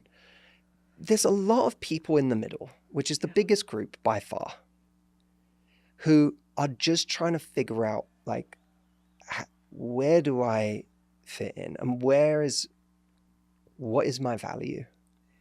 And I think that value in a relationship is a team sport. I think we hear the rhetoric all the time, like, you have to come whole, and you have to have figured out all of your stuff, and you have to, and I find that to be such a gross oversimplification. I think we all, who doesn't come to a relationship with insecurities, who doesn't come with a little, like, baggage, or like someone did something and it made you a bit jealous and now you feel threatened and you don't know how to articulate it, and we all come with something. Some people come with trust issues. Some people come with a bit of a feeling of, like, a guy might come to the table and he's always been told his whole life that he's not that bright. And so he comes to the table with an insecurity. It doesn't make him a bad guy. I come to the table feeling like I've always been put down in that department. And so now, and by the way, combine that with a low socioeconomic background, and I couldn't go to college or whatever it might be. And I now have a bit of a propensity to think that someone who has gone through education and does come from money and whatever is a certain way. And it sometimes takes two people to come together and dissolve those caricatures we have of each other, and those ideas we have of each other, and those assumptions, to make us, like, drop our guard and go, oh, I don't need to be that. And of course, again, one of the reasons why it's difficult today is because whatever you look for, you can find it. If you want to find women who who discriminate against men constantly because of their height, Yep. You'll find it. There's plenty of them. Yep. You'll find it. But that's not all women. It's not all women care. Mm-mm. And some women who do care realize later on, I don't care with this guy because he's awesome. And I suddenly stopped caring because why on earth would I give up this incredible man? Like, there's a part in my book where I talk about the idea of the wall, and how one of the reasons why we keep, finding the same people or the same situations over and over again is because we're so focused on this wall that we want to avoid. And, Mario Andretti said it, the Formula One driver, when you're racing a car, don't stare at the wall because the car goes where your eyes go. Mm-hmm. And that is just true in so many aspects of life, that we stare at the wall. Yep. I had a woman who said she was dating a guy. She said he was lovely. She was having a great time with him. And then one Saturday, he didn't invite her to a little get together between him and his friends. And she had massive issues with abandonment. And so when he didn't do that, she thought about it for 2 nights and couldn't sleep. And then the day of, she texted him and she said, in the middle of this get together, she was like, why didn't you invite me? And he said, oh, I'm so sorry. I didn't think it would be a big deal. I just haven't seen these friends in a while. Can I give you a call later? And by this point, like, her nervous system was fully hijacked. So she said, don't bother. Oof. Now, every day that he obeyed that wish and didn't call her felt like a validation of the thing that everyone always leaves me. I'm not good enough. I'm not worthy. I've been rejected yet again. But that's always been her wall.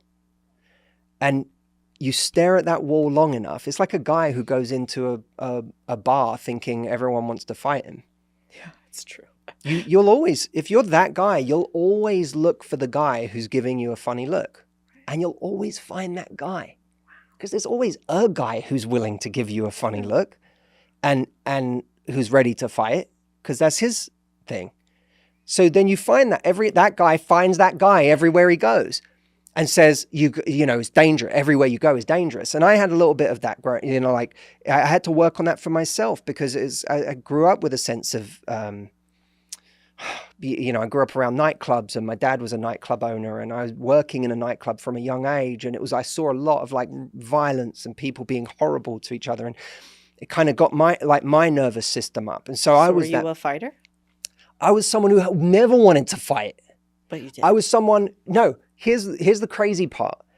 I hated the idea of fighting with a passion, but my hobbies for my whole life were boxing, Brazilian jiu-jitsu, Muay Thai. Like because that's when you get preoccupied with something. Oh, yeah. You start making it more and more and more of a focus. Now, I still do Brazilian jiu-jitsu because I love it, but it's not coming from the place it once did, which is I always have to be ready, you know, like, because anything can happen at any time. And then when you're looking for that, and I wrote a whole story in my book about it, where I was like in Japan with my brothers, and one of my brothers was like singing karaoke in this bar in Japan, and everyone's having a good time. And I spotted, because that was my hypervigilance, I spot the one guy in the room who's giving my brother this funny look. And in my brain, I'm like, something's going to happen any minute. This is going to kick off. Like, and my brother's the sweetest, most loving. He's like, by the way, 6'4",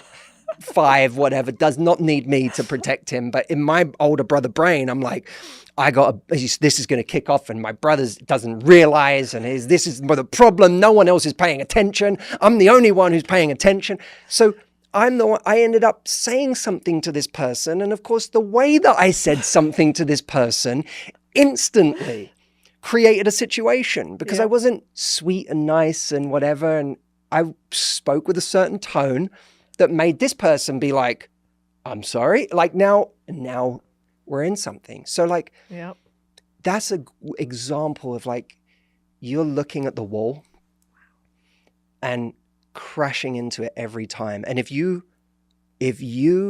stare at your personal wall for long enough, whether it's that danger is always present, whether it's that no one can be trusted, whether it's that people always cheat, Women are bad. Whatever that wall is, if you stare at it for long enough, you won't realize it's the wall anymore. You'll think it's the world. And once your wall becomes your world, you don't go, this is what life is like for me, or this is what life is. This is what men are. This is what women are. And that's what you have. So much of what's online right now is people who have made a decision about who women are. Yep. Because they're focused on their wall. And they keep speaking to other people who have the same wall. And confirming, isn't this right? Isn't this reality? Isn't this reality? Isn't this reality? And they all agree, yes, it is. This is women. And then you've got women doing the same thing about men. And you've got that. And meanwhile, somehow, there are all these relationships in the world between people who just actually really love each other and don't think about any of that. How is that possible? And people say, oh, it's because that's because they're good looking, or that's because... Really? You want to go around the world and look at every couple you see and tell me that their magazine like level looks and that they all fit the stereotype of people who have got it all together or who are rich and gorgeous and intelligent and funny? And no, every day, people with the same excuses as you find relationships. And that doesn't mean, by the way, you should shame yourself for not finding one, because the reality is finding love is hard. Mm-hmm. It is hard. There is nothing easy about finding the person you're going to share a room with for the rest of your life. That is not an easy thing. And the people who do it early and stay together, more power to them. Lucky f***s. Like, if you've met in college at 21, the love of your life, and you didn't settle, you're just genuinely happy forever, good for you. That is not normal. Yeah. Most people marry the wrong person too early, stay in unhappy relationships too long for half their lives until they finally get out, if they ever do, or never find anyone because it's hard. It is hard. So I don't want any of what I'm saying to come across like I'm saying it's easy and we're just making excuses and all. No. It is hard. But I know for sure the route out of that is not to huddle together with people who have all the same hang-ups that we do. Yep. And confirm that this world I'm living in is the only reality that is available, because it's simply not true. That's so good. It's perfect because I'm thinking about a family member right now who is lovely, who I really want to find somebody, but I think she is looking at the wall, and her wall is men don't want to be in serious relationships. Men don't actually want to be with a working woman. They don't exist in my city.